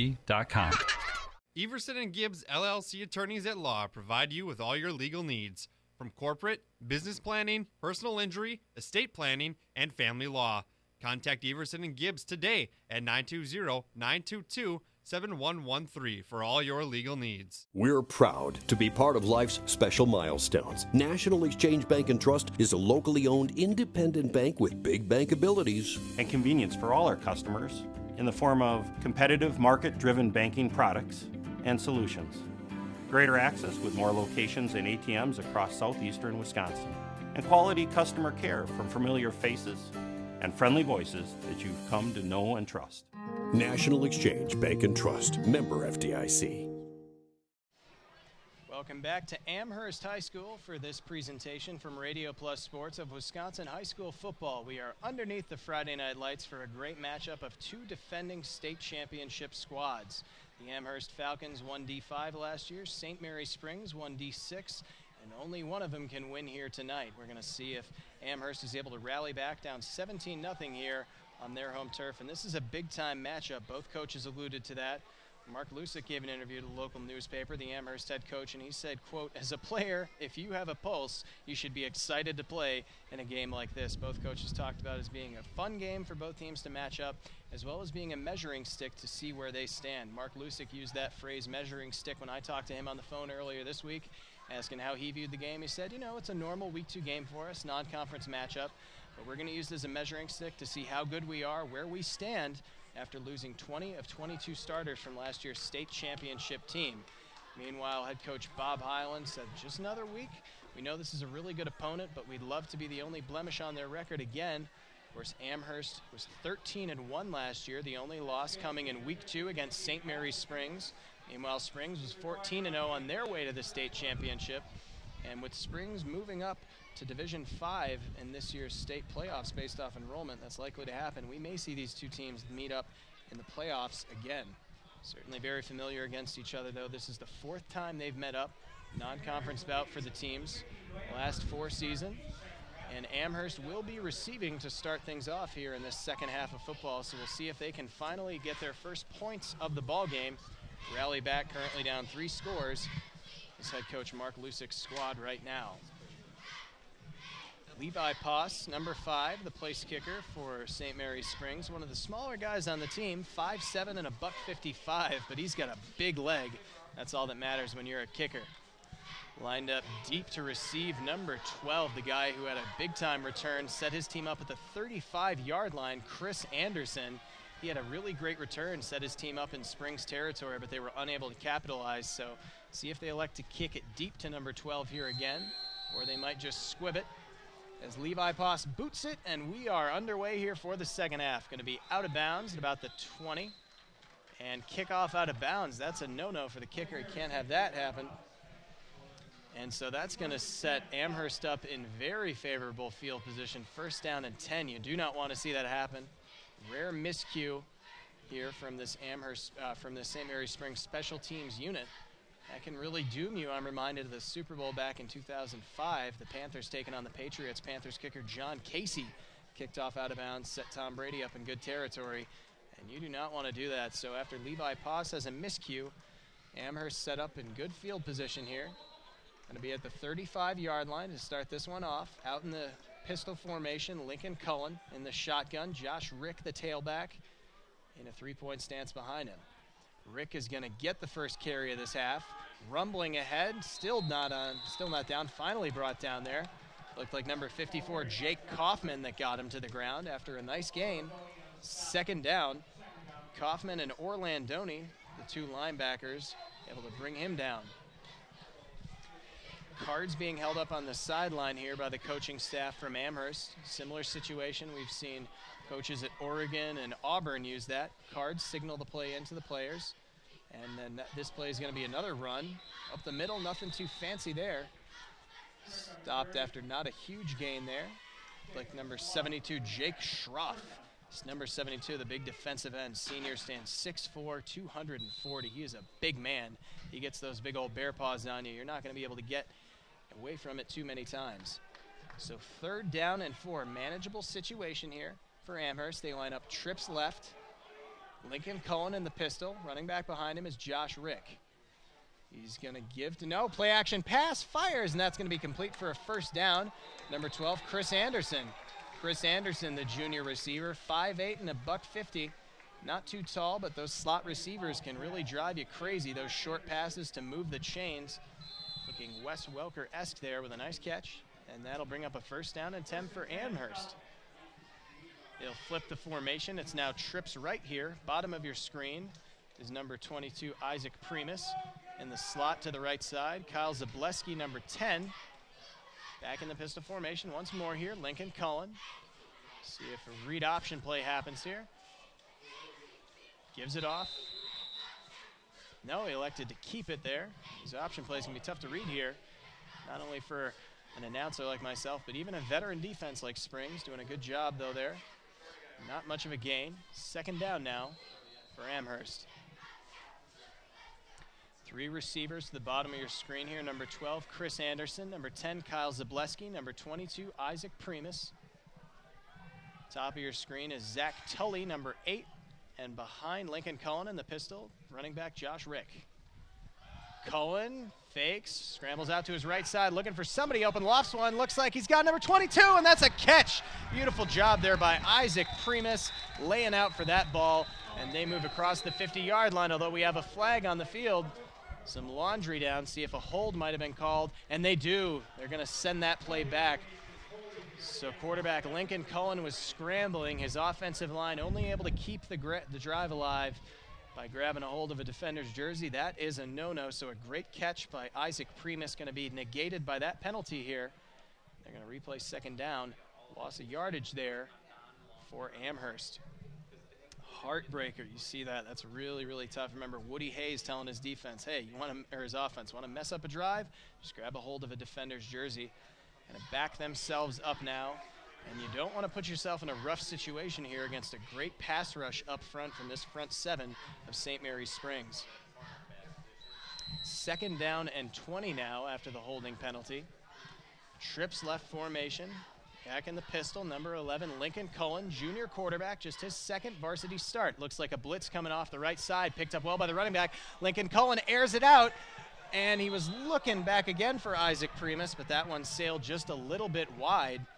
He had a defender right in his face there. Jake Kaufman, number 54, blitzed from the outside linebacker spot, but the blitz picked up well by Josh Rick, number 5. You need that out of your running backs if you're going to be airing it out. They have to be able to pick up linebackers and pass protection, and he does a good job there. 3rd down and 20 now, though, for Amherst.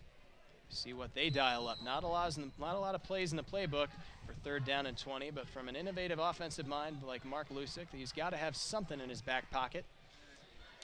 His coaching staff flashes it up on big cards here to Lincoln Cullen. Trips left for Cullen. Bottom screen, 1 receiver, pistol formation. He's going to snap it. 3rd down and 20. Lincoln Cullen all day to throw. Great protection.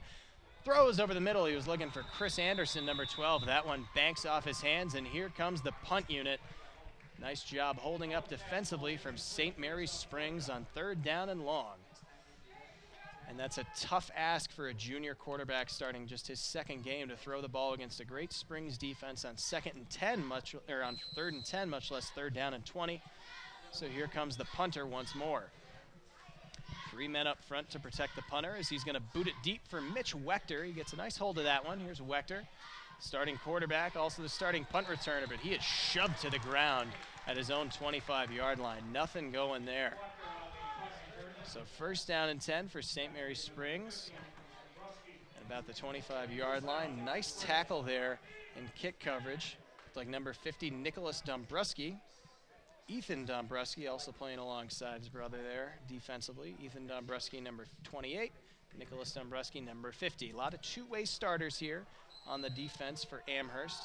A couple guys, Isaac Primus, number 22, the receiver who had the big catch negated by the penalty. He's one of their D-backs.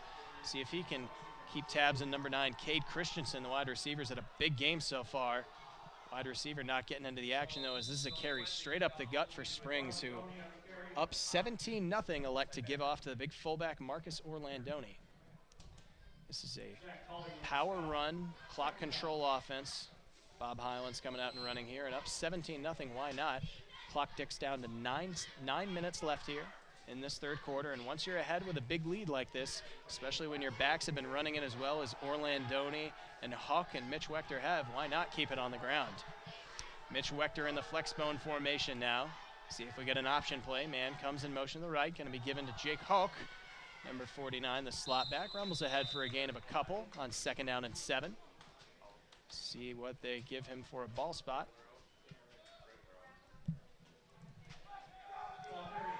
Gain of 2 from Jake Hoke. 3rd down and 5 now at their own 30-yard line for St. Mary's Springs.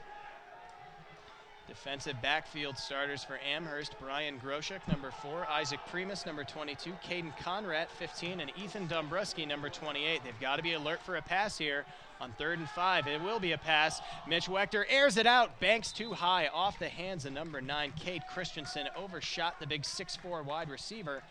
And 4th and 5 now, looks like it's going to be a punt from St. Mary's Springs. We've seen them attempt it a couple times, but Coach Bob Highland not going to get too gutsy with his play calling here.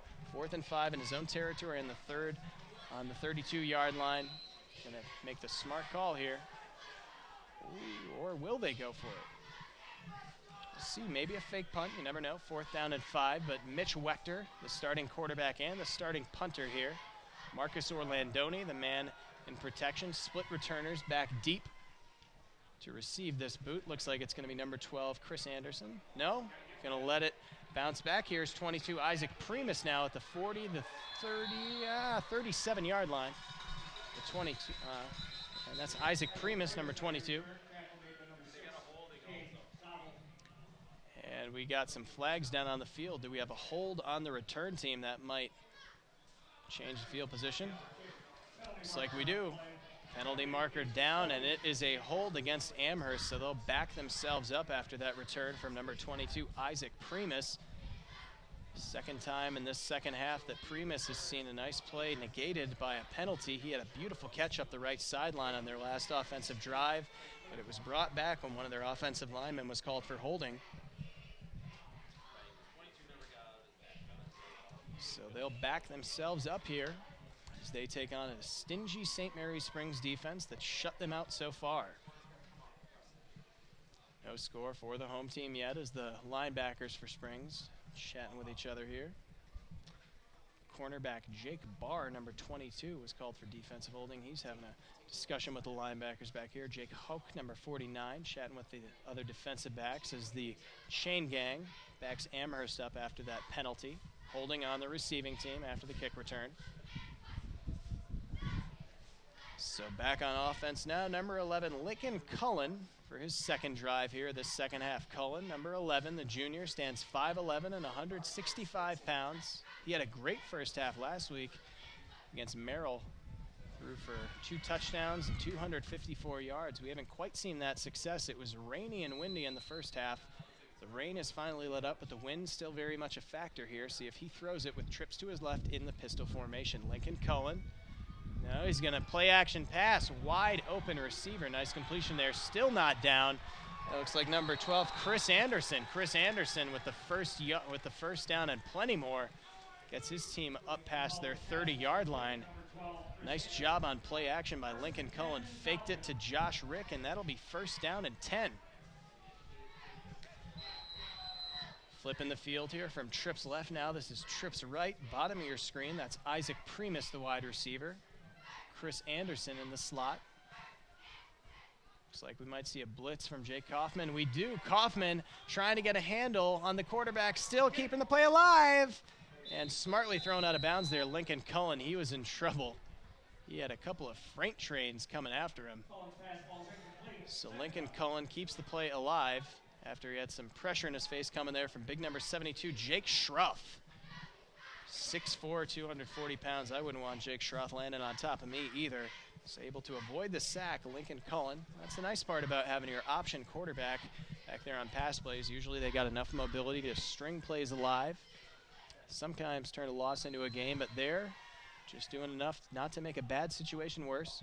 Lives to play another down. 2nd and 10, trips right. We'll see Cullen working out of the pistol formation again. Cullen, play action pass, shoots it to the left side, gain of a couple. Big scrum of bodies there, try to see who that was. That was Zach Tully, number 8. Bring up 3rd down. Tully is a senior, stands 6'3", 200 pounds. They'll keep him alone here. On 3rd down and 6, Zach Tully, the lone wide receiver, to the top of your screen. 3 wide outs to the bottom. Kyle Zableski, number 10. Isaac Primus, number 22. Number 12, Chris Anderson. Out of the pistol formation, Lincoln Cullen. Cullen, play action pass. Good blocking up front, and he overshoots Zableski. Oh my goodness, Kyle Zableski, number 10, almost had a big catch there. He was wide open, but Lincoln Cullen puts it just a little too high for the 5'8", Kyle Zableski, and that's going to bring up 4th down now for the Falcons. So some frustrating offensive mistakes here for Amherst. That one just a miscue. Kyle Zableski is going to stay away from it as the special teams yells out, poison, poison, don't touch it. And that ball will be down about the 30-yard line. So a nice job there by but Mitch Wechter will pass. Wechter fires, complete to Cade Christensen. Christensen stumbles, but he's got the first down. Number 9, Cade Christensen, the go-to receiver in this offense. Big 6'4" frame. Wechter's able to throw it to him. Reminds me of a quote from Kellen Winslow. He told Dan Fouts on the Chargers back in the 80s, hey man, when I'm open on like that, just throw it up top where the kids can't get it. Talking about those shorter defensive backs, and nobody able to pick it off there. Nice completion to Cade Christensen. 1st down and 10 at the 43-yard line. Threatening to cross midfield. Mitch Wechter, flexbone formation. Steve Huffner in motion, but Wechter will keep it off the right side. Mitch Wechter, gain of a couple, picks up the 1st down. They still don't have him. Knocked out of bounds in Amherst territory at the 40-yard line is Mitch Wechter. Beautiful option play, QB keeper, and he's got the wheels to get outside. 1st down and 10 as the chains move.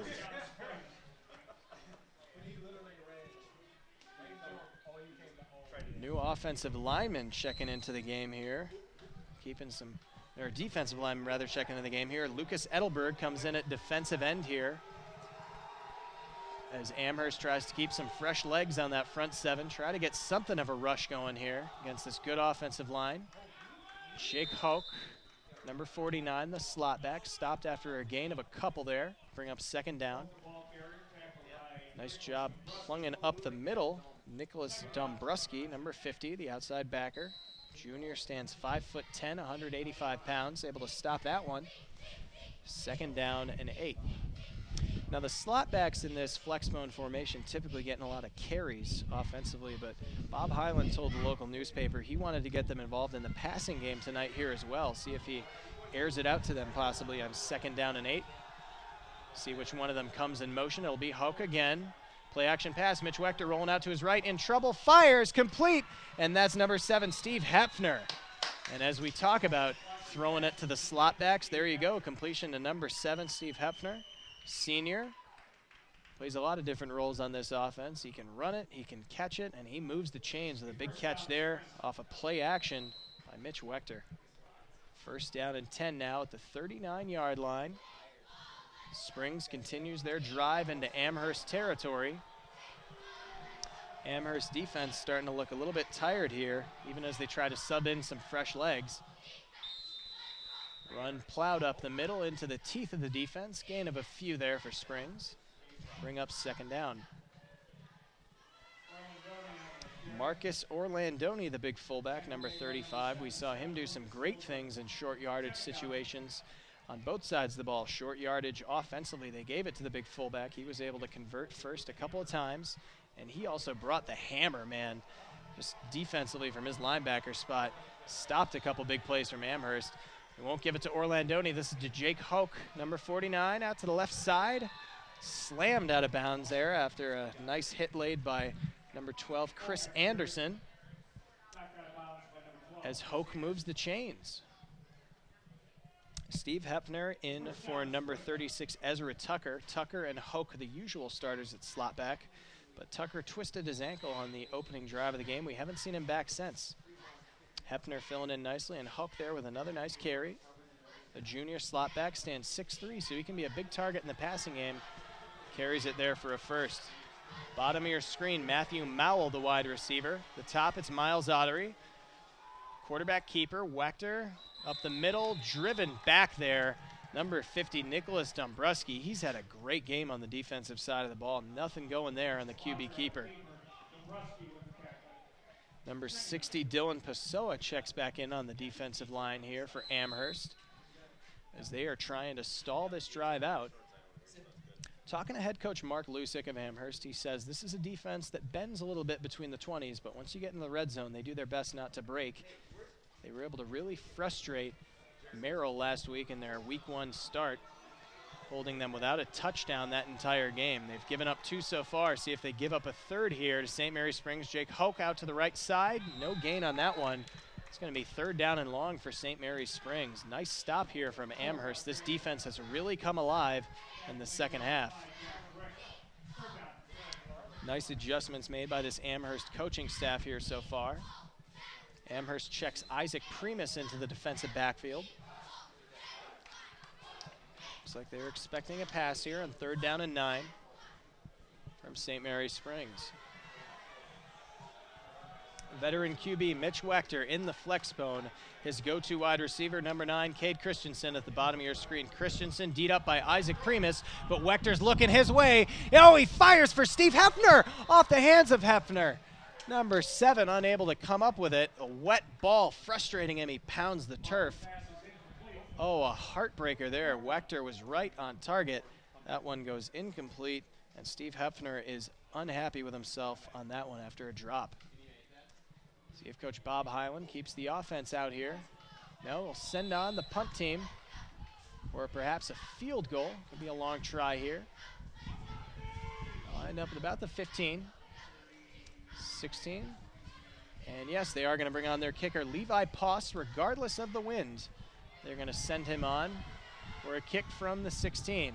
About a 32-yarder here. His holder, number 3, Mitch Wechter. Post has been perfect on the night, 2 PATs and a field goal. See if he can keep that streak alive. Timeout called by St. Mary Springs. We'll take a quick 30-second break along with them. Be right back here to high school football on Radio Plus. Team on top of the game for screen printing, custom awards, signage, and embroidery is Hoppers. Hoppers Silk Screen and All-Star Trophy, located in the heart of Fond du Lac, can custom print to 1 shirt or 1,000. Pick from Under Armour, Gildan, Nike, and more. Choose your school for a custom one-of-a-kind look. Need banners, signage, or vehicle wrap? The team at Hoppers does it all. Hoppers Silk Screen and All-Star Trophy at the corner of Main and Merrill, Fond du Lac. Get more now at hopperware.com. That's hopperware.com.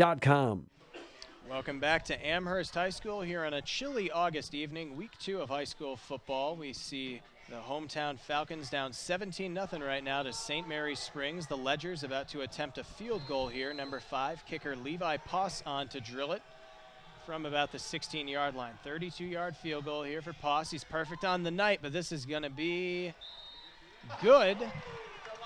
And the sophomore comes through with a line drive. Just 5'7" and 155 pounds, but plenty of power in that leg.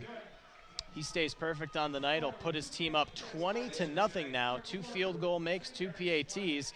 Even with the wet ball, no problem for Levi Poss. So he's going to get some well-deserved congratulations there after he boots this one deep to Amherst. Really nice execution by the sophomore there. That drive stalled out after an incompletion down near the goal line, banked off the hands of Steve Hepfner, the slot back. Number 7 unable to hold on to the wet ball. It's been a tough night for the passing game of both teams here. But the kicking game having no problem, and when you're up 17-0, sometimes that's all you need. Head coach Bob Hyland sends his team on now. Special teams unit, they will kick it deep to some dangerous return men for the Amherst Falcons. Number 12, Chris Anderson, brought one all the way back to the Springs 35-yard line before.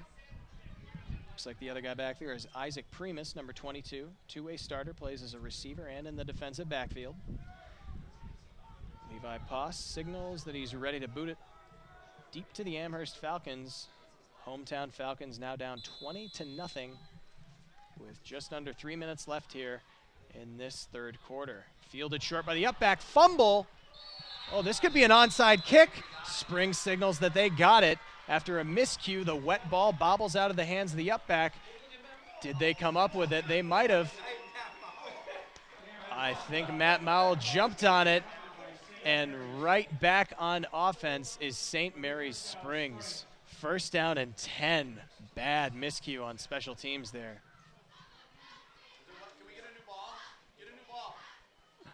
Oh boy, the wet ball causing problems on both sides of the field here. So this exhausted Amherst defense, after just having given up a field goal, will be forced to stay out there as Mitch Wechter comes back out in the flexbone formation.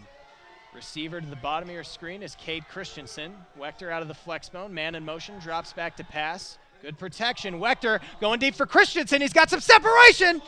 Oh boy, over his head. A high pass there, incomplete, but taking a shot at the goal line right away after what was essentially an unintentional onside kick. Bobbled by the up man for Amherst after a short kick, and St. Mary's Springs able to jump on it, so they now take over after having just kicked a field goal. Another drive here, 2nd down and 10 for Springs. Mitch Wechter working out of the flexbone formation. Matthew Mowell, bottom of your screen, is the receiver, but it'll go to Steve Hepfner, the slot back. Hepfner, right side, gain of about 6. Nice run there on 2nd down to keep this team on schedule, make it 3rd down and manageable. And these slot backs have really been tearing it up in the pass game and in the run game here for St. Mary's Springs. Kind of an old school offensive set here out of the flexbone formation, only really used by the service academies and Georgia Tech, but it works just fine here, this high school level. Mitch Wechter, 3rd down and 5. He's gonna give to the slot back, and that's stopped for no gain. So what was essentially a free offensive possession may result in a punt here. See if Bob Hyland keeps his offense out on the field. Looks like he will. 4th down and 5 after no gain on that play. And this Amherst defense starting to look tired. They just stuck out on the field for a long drive by St. Mary's Springs on last drive. Thought they were going to get a break, but after their special teams unit coughed it up on the kickoff, Springs with another chance to score here. 4th down and 5. Mitch Wechter drops back to pass. Good protection. Rolling out to his right. He might try to pick it up himself. Throws. Complete for the first down is Mitch Wechter. Oh, boy. Nice pass. Try to see which one of his receivers that was. We do have a flag down. That was Cade Christensen, number 9. No surprise that he's the go-to receiver on 4th down. As we wait for the call from the official here. It's going to go against Amherst. It's like some defensive interference. Defensive holding called on the defensive backs for Amherst, so that's going to be 1st down.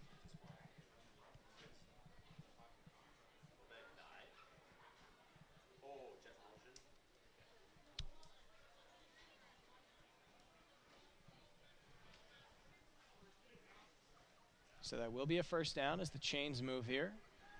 Ball will be spotted by the officials here.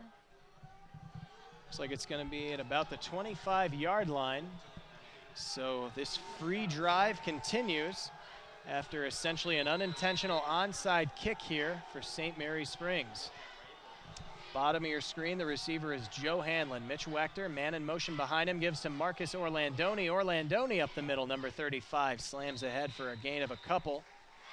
Old school power run there by the fullback. Looks like he's finally brought down there by number 8, Zach Tully. Senior wide receiver, also plays linebacker. 6'3", 200 pounds. Not a common combination, guys who can play wideout and linebacker, but he shows there he's no stranger to contact, makes a nice tackle on a big guy in Marcus Orlandoni. He's not an easy guy to bring down. See if he gets it again here on 2nd down and 5 as the final minute of the 3rd quarter ticks down. Mitch Wechter back to pass. No, he's going to scramble out to his right. He's got the 1st down. Flag thrown in the backfield. See if this is a holding call against St. Mary's Springs.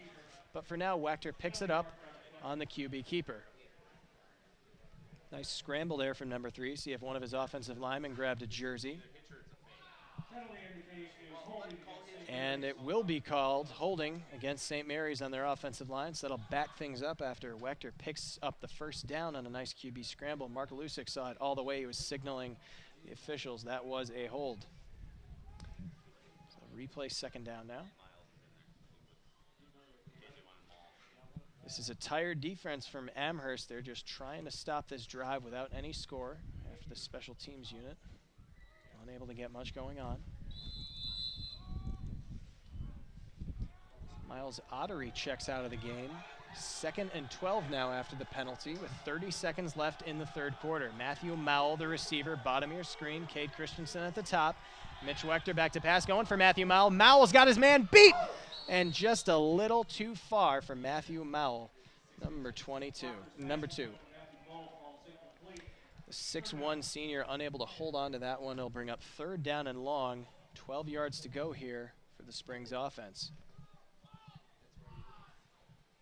Nice defensive play from this Amherst defensive unit that's got to be tired, but their secondary has held up well, not allowing a deep completion there to Matthew Mowell.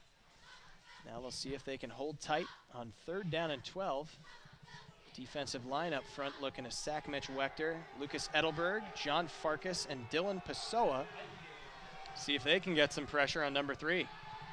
Wechter back to pass, 3 guys in his face, gets it off quick. And looked like that was tipped by one of the defenders. He was looking for Marcus Orlandoni, the fullback. Pass falls incomplete. That'll be 4th down. 15.5 seconds left here in this 3rd quarter of action. Amherst Falcons down 20-0 at home against St. Mary's Springs. The Ledgers defending D6 state champions. Amherst three-peated in the D5 state championship the last 3 years. But looks like they may be headed for another loss to Springs. They lost last year 14-13. This one has been no contest so far. Bob Hyland keeps the offense out there on the field.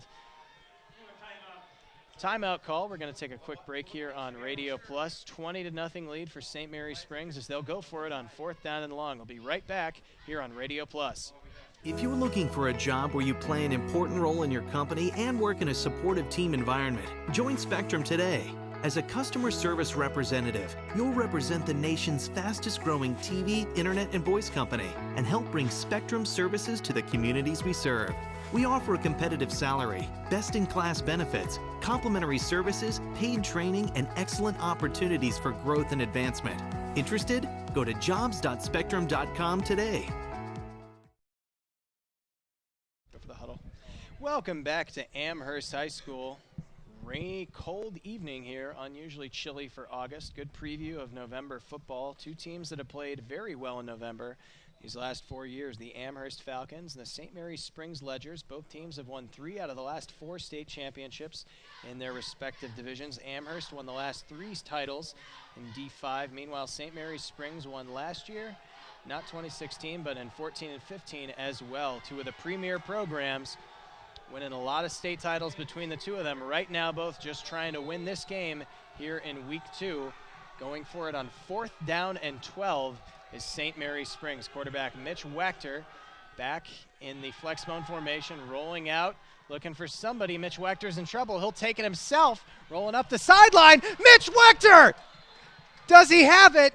He's knocked out of bounds just short of the touchdown on 4th down and 12. He's got the wheels to make it himself. Wow. Mitch Wechter, the senior option quarterback, shows off his legs there. Finally knocked out of bounds by the athletic Chris Anderson after a beautiful play. So that's what can happen sometimes.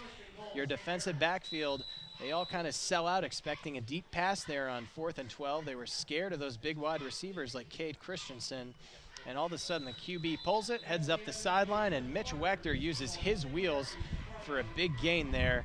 St. Mary's Springs now threatening 1st and goal on the 3-yard line. We'll keep it right here on the Radio Plus Sports Network. So this Springs offense has been a machine so far, and there's really no proper way to cue in on them. They've got receivers who can hurt you in the pass game. Slot backs can hurt you with the run or the pass. They got a great up-the-gut carry the ball guy, and Marcus Orlandoni, the fullback.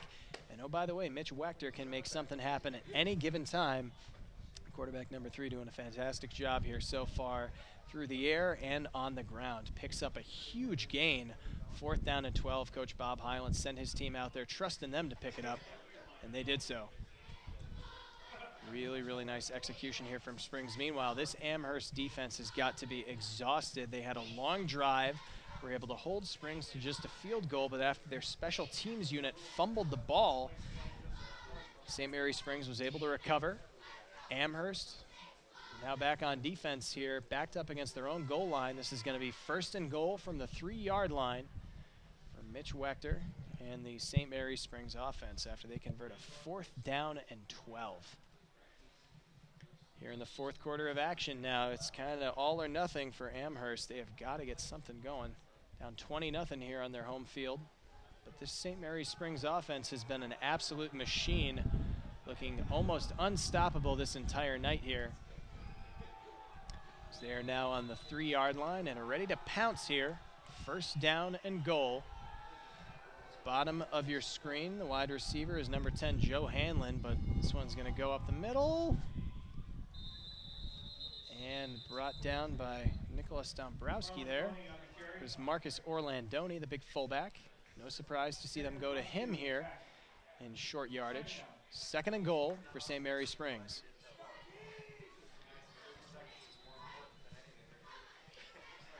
.11:36 left here in this game against two of the premier powerhouse programs in Wisconsin high school football. St. Mary's Springs against Amherst. This is what it's all about here. Bob Hyland's offense trying to score here against an exhausted defense from Mark Lusick and the Amherst Falcons. Bottom of your screen, the wide receiver, Joe Hanlon. Cade Christensen, top of the screen, give off to the left side, and in for the touchdown is the quarterback, Mitch Wechter. On the QB keeper, he scores, and why not? An appropriate ending for a drive that he just kept alive with a great scramble on 4th and 12. Mitch Wechter fakes the give to Marcus Orlandoni. The defense bites inside on the fullback, and Wechter able to use his wheels to score a touchdown on that one. So that might just put this one out of reach here, folks. 26-point lead here with 11 minutes left in the game. Kicker Levi Poss will come on and see if he can make it a 27-point lead. He's been perfect on the night, 2 field goals, a couple of PATs. And this one, no trouble at all for him. 27-0 the lead for St. Mary's Springs. And this is the final hour for Amherst. If they want to get something going on this next drive, this may be their last hope. finally get some points on the scoreboard. We'll be right back after this here on the Radio Plus Sports Network. I'm Nick Bodie. We'll have more Friday Night Lights after a word from our sponsors. If you're looking for a job where you play an important role in your company and work in a supportive team environment, join Spectrum today. As a customer service representative, you'll represent the nation's fastest growing TV, internet, and voice company and help bring Spectrum services to the communities we serve. We offer a competitive salary, best-in-class benefits, complimentary services, paid training, and excellent opportunities for growth and advancement. Interested? Go to jobs.spectrum.com today. Take a look at those Friday Night Lights here from Amherst High School. Rainy evening here on the field. The Falcons down 27-0 on their home field, losing to St. Mary's Springs Academy. Down 27-0. It is make or break time for head coach Mark Lusick and this offense. They have got to get some points on the board. They are running out of chances to win against St. Mary's Springs. Kicker Levi Poss just drilled the PAT, is going to boot this one. Going to be short. It's going to be fielded here. Number 10 offensively, that's Kyle Zableski. Zableski brought down and, let's call it the 40-yard line. Zableski able to show some sure hands, which I'm sure is a relief for Mark Lusick when his up back fumbled it, gave the ball away on the last kickoff. It was essentially an accidental onside kick for St. Mary's Springs, who recovered and drove it down for a Mitch Wechter touchdown. He scrambled it in from 3 yards out. So now out offensively, trying to make something happen for Amherst. Lincoln Cullen, number 11, the junior quarterback. He's got a live arm. He sure can make something happen if his receivers are able to get anything going. Power set out of the pistol. Give up the middle to Josh Rick. Josh Rick rumbles ahead for a few. Rick, a two-way starter, playing running back as well as linebacker, number 5. He's a senior, 6 foot and $185. Big physical guy, one of the many guys who works real hard in the weight room. Mark Lusick says their off-season lifting program prepares them well for games like this. Knew this was going to be smash-mouth football. It's been a dogfight so far. Amherst not out of it yet, but they need a score here. Go right back to Josh Rick, the powerful running back. Rumbles ahead for a gain of a couple. This will be 3rd down and short. Staying on schedule is this Amherst Falcons team, but that clock is ticking down. 10:25 left here in the game, and you got to expect them to start airing it out here and going for onside kicks. They don't have time to play dink and dunk football here. Trying to stay balanced, obviously, but you need to start getting some points on the board if you're Amherst. Here's another give up the middle. Josh Rick, 1st down and a whole lot more from the senior running back. A nice gain that'll move the chains as they cross into the St. Mary's Springs side of the field.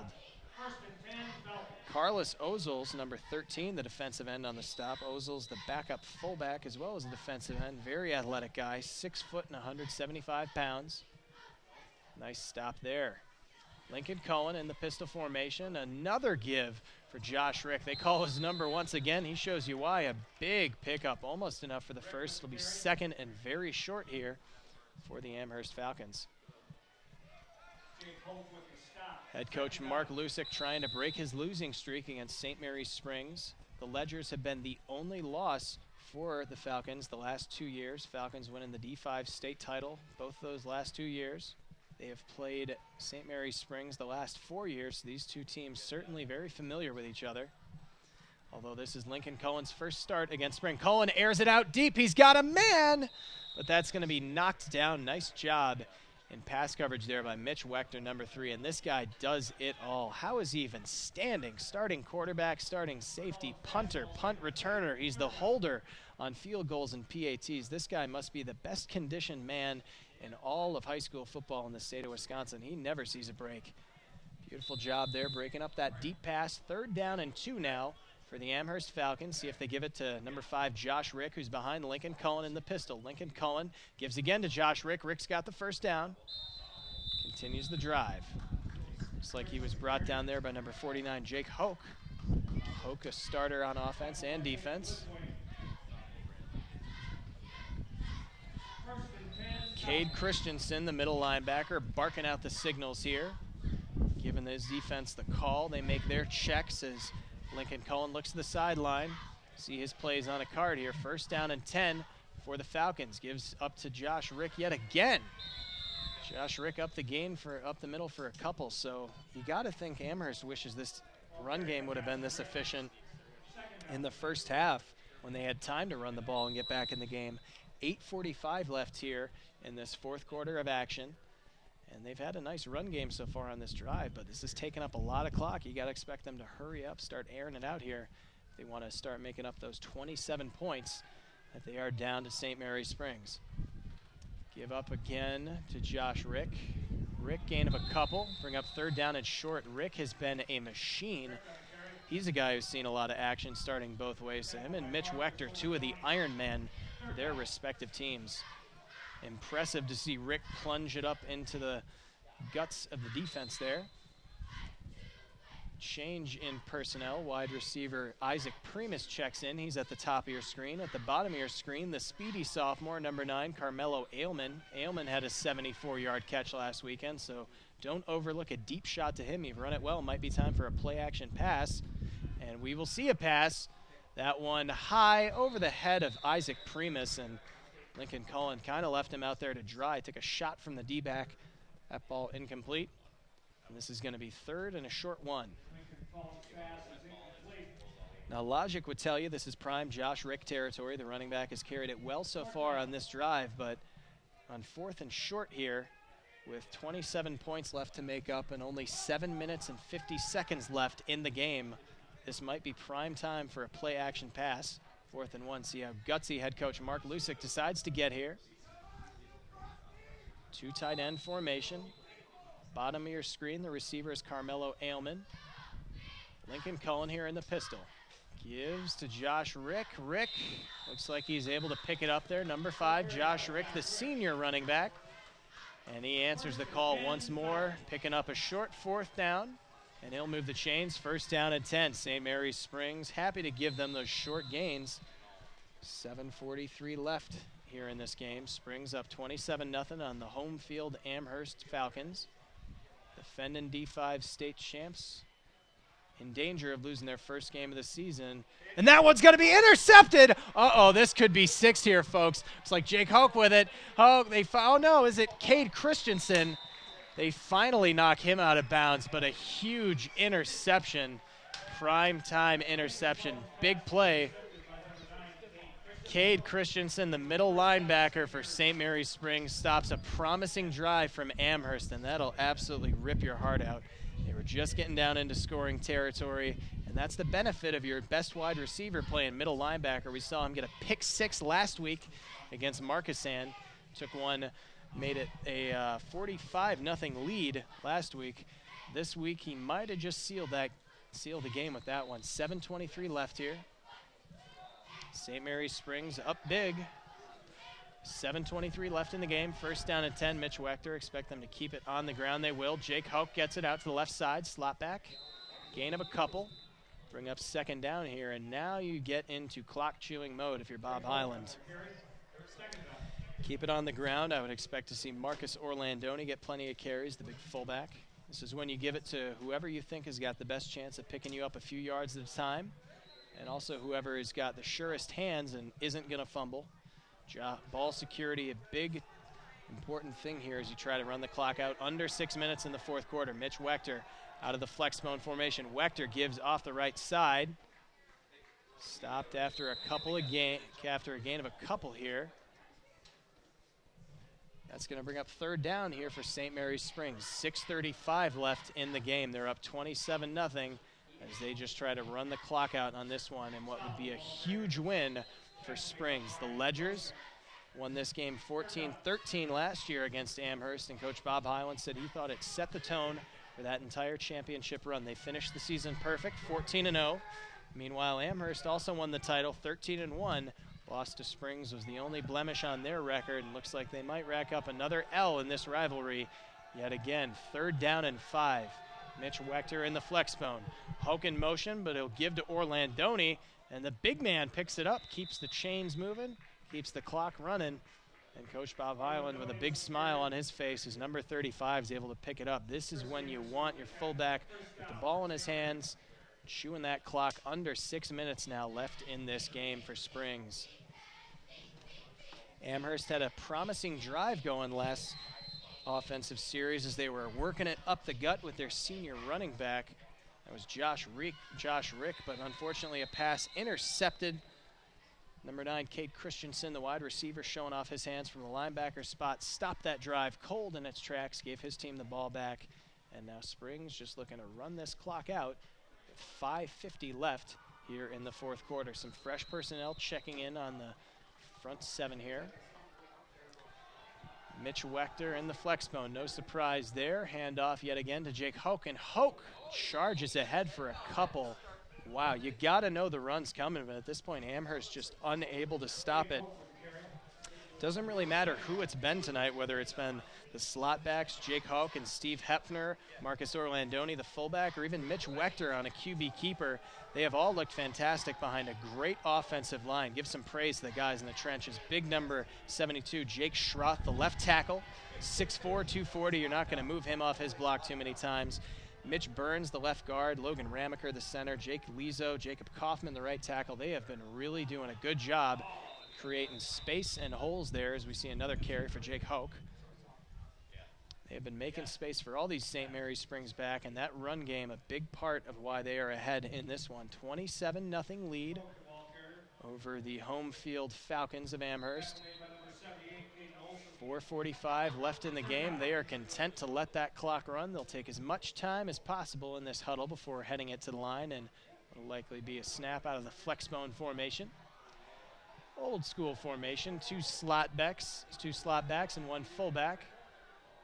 Send a man in motion, carry up the middle.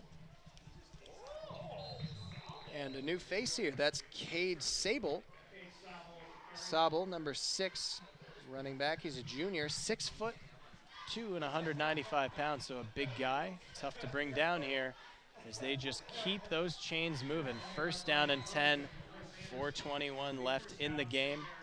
St. Mary's Springs just tries to run the clock out here on what would be a fantastic win for them over the 3-time state champion Amherst Falcons. Confused my birds here. Not a lot of flying balls, and you won't see many here. Marcus Orlandoni up the gut again. Number 35, the fullback, gain of a couple. Set his team up with second down and an opportunity to chew even more time off the clock. As some fresh legs head in on the defensive line. Dylan Pessoa, number 60, checks in at defensive end. In the front of this 3-3-5 Amherst Falcon defense that has been unable to stop a very efficient veteran offense from St. Mary's Springs, led by Mitch Wechter, Marcus Orlandoni, and Cade Christensen. Christensen, the go-to receiver, top of your screen, but don't expect any passes here with 3.5 minutes left in the game. Mitch Wechter watching, letting that clock tick all the way down. Give up here to the backup fullback. That's Carlos Ozels. Carlos Ozels, number 13. And Ozils doing a good job, just like Orlandoni. Third down and very short, 1 yard to go as the clock ticks down to 3 minutes left in this one. On a cold, misty evening here in Amherst, Wisconsin. This game has been more than worth the trip to see two of the premier programs. Both have won 3 out of the last 4 state titles in their respective divisions, but currently it's the D6 state champs, St. Mary's Springs, that are going to come away with the win in this one. They're up 27-0 as they look to have picked it up on 3rd and short here with just 2 minutes, 40 seconds left in the game.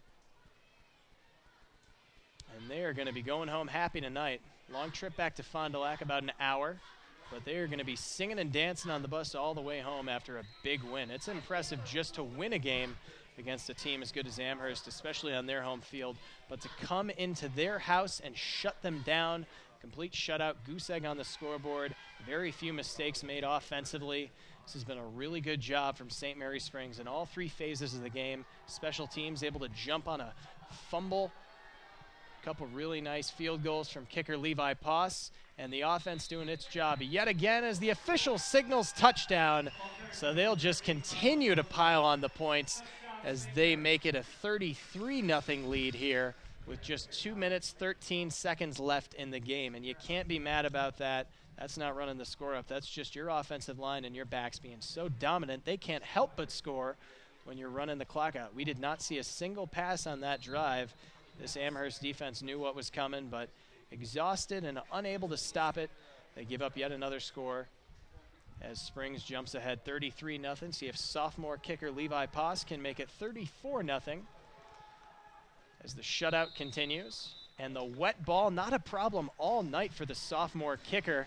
Wonder if he ever gets cold with ice water, all the ice water in his veins. Beautiful performance here from St. Mary's Springs. 2 minutes left in the game. They'll kick it off to Falcons for what will likely be the last drive of the game. We'll be back for the closing stanza of this matchup here on Radio Plus.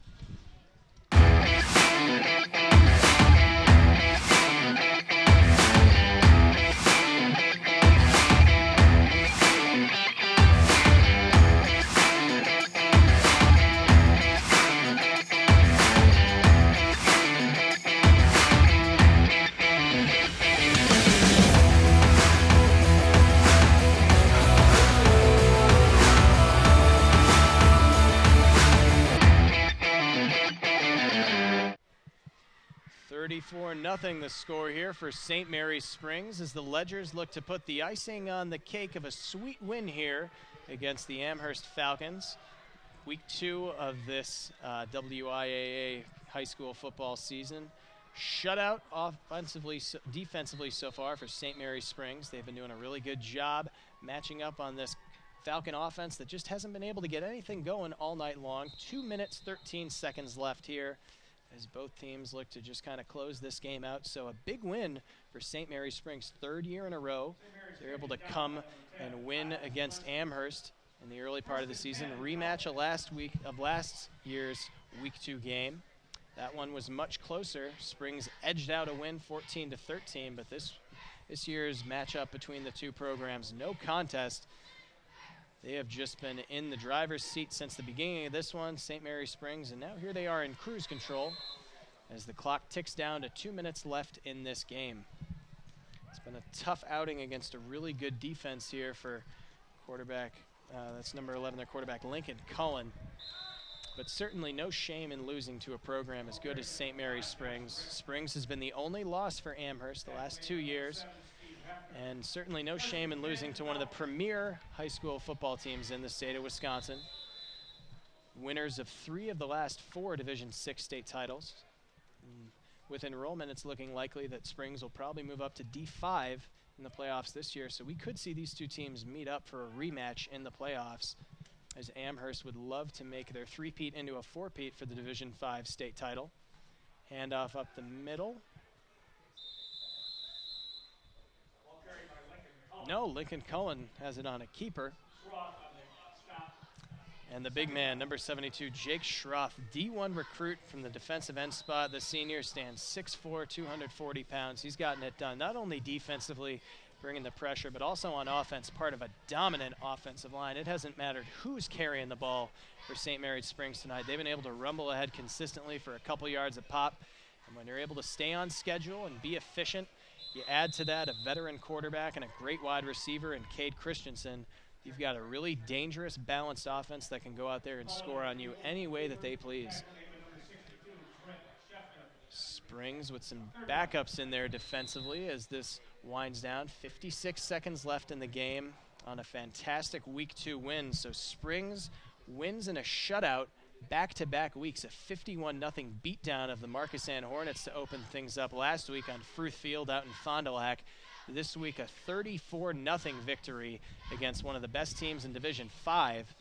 The hometown Amherst Falcons unable to cross the goal line even once against a very stout defense. They got it done defensively, did St. Mary's Springs, and their offense behind quarterback Mitch Wechter was just an absolute machine. They got it done running up the middle with Orlandoni, the slot backs, even with Ezra Tucker going down with an injury, able to pick up their slack, carrying it to the outside, and the wide receivers looking very sharp, especially Cade Christensen, number 9. Meanwhile, defensively, really good performance from Jake Kaufman, Marcus Orlandoni, Jake Hawk, 3 of the 4 linebackers, and Cade Christensen, the middle backer, really sealed the game with an interception after the Falcons were driving, desperately trying to score, down 27-0. So that is the ball game, folks, here from Amherst High School. St. Mary's Springs moves to their second shutout win in a row as they win 34-0 against the hometown Amherst Falcons. Meanwhile, Amherst moves to 1-1 on the season, but this is certainly not an indication of their team not being able to move the ball. This is a great Springs team. Not any shame in losing 34-0 to a team this good. These two teams could well meet up in the Division V state playoffs this year as Amherst looks to defend their three-peat, make it into a four-peat. So that'll close things out from the Radio Plus Sports Network. I'm Nick Bodie. It's been a pleasure to be here with you folks for a matchup between two marquee programs in Wisconsin high school football. Our cameramen, our production team, these guys have done a really fantastic job out here in the cold and the rain. Final score 34-0 as we move on to week 3 of the high school football season. Thank you for tuning in to high school football on the Radio Plus Sports Network.